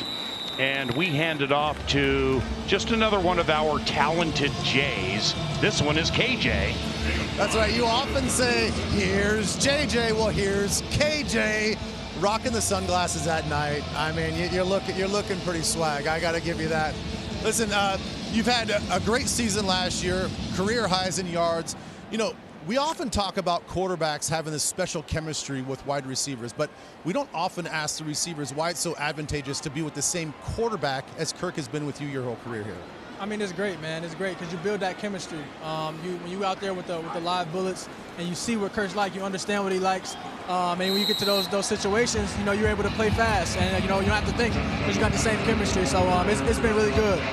You know, some of those situations for you lately, and thankfully for us as fan base, you've had a lot of clutch catches here with the Vikings. What do you do to mentally prepare yourself to come up big in those moments? I try to lock in, man. One of the things is, you know, you want to fall to your level of your training. You know, you don't have to rise to the occasion.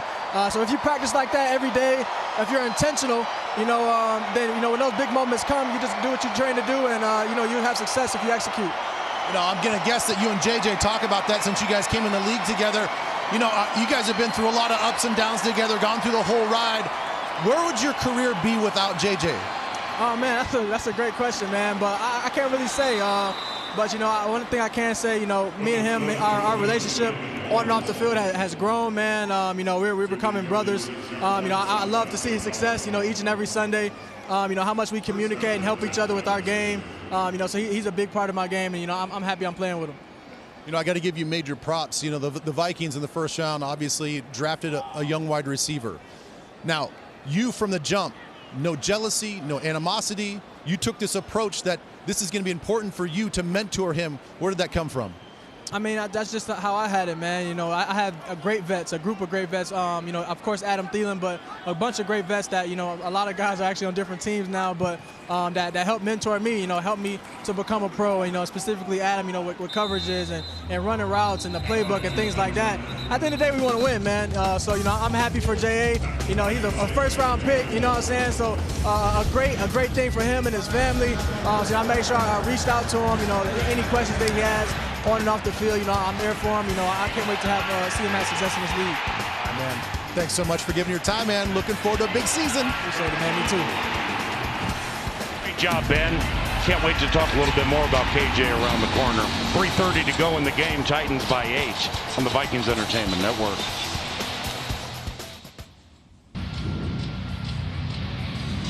Thanks to the Vikings Entertainment Network, we dance into the final 3.5 minutes of the second preseason game, and Tennessee leads 24-16. Excellent interview as usual by Ben Lieber. Most recently with KJ Osborne, And talking about Jordan Addison, who didn't play this evening, he's in concussion protocol, a first-round pick, and KJ Osborne's trying to have a season where he gets like a new contract that changes lives for many people. More on that momentarily. 2nd and 7. Malik Willis. Handoff. Shy of the first down goes Chestnut. But nevertheless, for the that's Patrick actually for the another timeout here. So you can hearken to back when you played and the way Ed McDaniel mentored you, or the way Ben Lieber raised Kenny Anatolo back in like 2009. Jack Del Rio. Yeah, Jack Del Rio. I mean, it's seriously though, this is real with KJ. I mean, they take a first-round receiver who plays inside like KJ, yeah, and KJ recognizes my snaps may be cut here a little bit because they took this guy, but he still asks questions, and KJ's forthright with helping him with the route tree and depth of route, and that's You're just right. who KJ Osborne is, man. He's salt of the earth. And that's something I think that's really changed about the league. You know, back in our day, rookies, you didn't, you know, coaches didn't talk to you, no one talked to you. You had to kind of learn on your own. But KJ Osborne knows this is a team game. It's one of the last of the team games, and you get 3 good receivers on that field, I'll tell you what, it's going to help. It's going to help with your numbers. Big old Jacques Patrick rolls to the right side on 3rd and 1, and he gains 2, and that's a Tennessee Titans first down. The Minnesota Vikings have no more timeouts, so the Titans are salting away what will be their first preseason victory. They're up 24-16. KJ the Cane started out at the University of Buffalo, ended up at the University of Miami, and was part of that 2020 wide receiver draft, which is the best wide receiver draft in the history of the NFL. I mean, a lot of experts said it into the 2020. We've now seen Jefferson and Higgins and Darnell Mooney and Jerry Jeudy to a certain extent. Ooh, Malik tear it up, 40, 35, 30. And he's down at the 27. So KJ comes out of a ballyhoo draft. Jordan Addison, he's twitchy, a very twitchy player, Pete. He is, and I think that's what's a little bit different about he and KJ Osborne. But Addison, you know, what I love about his productivity last year from USC was that he won the Blitnikoff Award, so he didn't sneak the year before with Pitt, so he didn't sneak up on anybody. It wasn't like they didn't know he was a good receiver. And he, in college at USC, had a lot of really big plays and touchdowns on screens, and that's what our offense is all about. So I think he's going to fit in that respect as well. 2 minutes to go in the second preseason game. Tennessee with the ball and an 8-point lead on the Vikings Entertainment Network. On the Vikings Entertainment Network, we welcome you back to US Bank Stadium. The Tennessee Titans lead 24-16. Still plenty of reasons for happiness by those loving Minnesota Vikings fans. It's a preseason game. Feels like we never win in the preseason anymore. But there was some improvement that was gained by some players. Arizona here Wednesday and Thursday for joint practices. And you can get tickets for those, by the way, at Vikings.com. They're fantastic. To see one team go against another in a practice situation like that, full throttle. Final preseason game next Saturday at noon as Malik Willis and the Tennessee Titans go into victory formation. And 1 month from tomorrow, that guy, he's JJ right in front of KJ Osborne, the cold-blooded Cane. Hey, there's Jalen Naylor, speedy, maybe the fastest guy on the team. Hasn't practiced in quite some time with a little injury. Hasn't played in either of the preseason games, heading into his 2nd year. Can't wait to watch play action Madison. Jefferson, double move, Cousins, fires, caught, JJ, 20, touchdown. Yeah, it is amazing to look at him and you think about it, it's a month before we'll see him on the field. So that's a lifetime in the football world. All right, Malik Willis with 1:15 to go takes another knee. So it'll be 3rd down. Your thoughts on the way this evening developed? You know, I think a couple guys stepped up today, especially in the tight end, the tight end department. I think Nick Muse had another good night. Ben Sims started to show up, did some good things. Jaron Hall, getting him out on the edge, bootleg, letting him get in space. He was more efficient down the field. So, you know, offensively, I think those are the takeaways. And defensively, you know, really outside of a missed tackle, Andrew Booth had a much better night than he did a week ago. So, we know Byron Murphy's going to be the starter. Caleb Evans, he's probably going to be on the other side. But when we go nickel, we still need to find that third corner. And Malik Willis takes the final snap from backup center Dave Handeland. And that's the ball game. Tennessee wins 24-16. We want to thank director Pat O'Connor and producer Steve Johnson for their excellent work with the penultimate preseason game of the 2023 season. And on behalf of Ben Lieber and Pete Bursich, along with our statistician David Koob, the 17-year statistician for the Minnesota Vikings Radio Network, I'm Paul Allen. Next Sunday, make that next Saturday, a week from today at noon, final preseason game, the Arizona Cardinals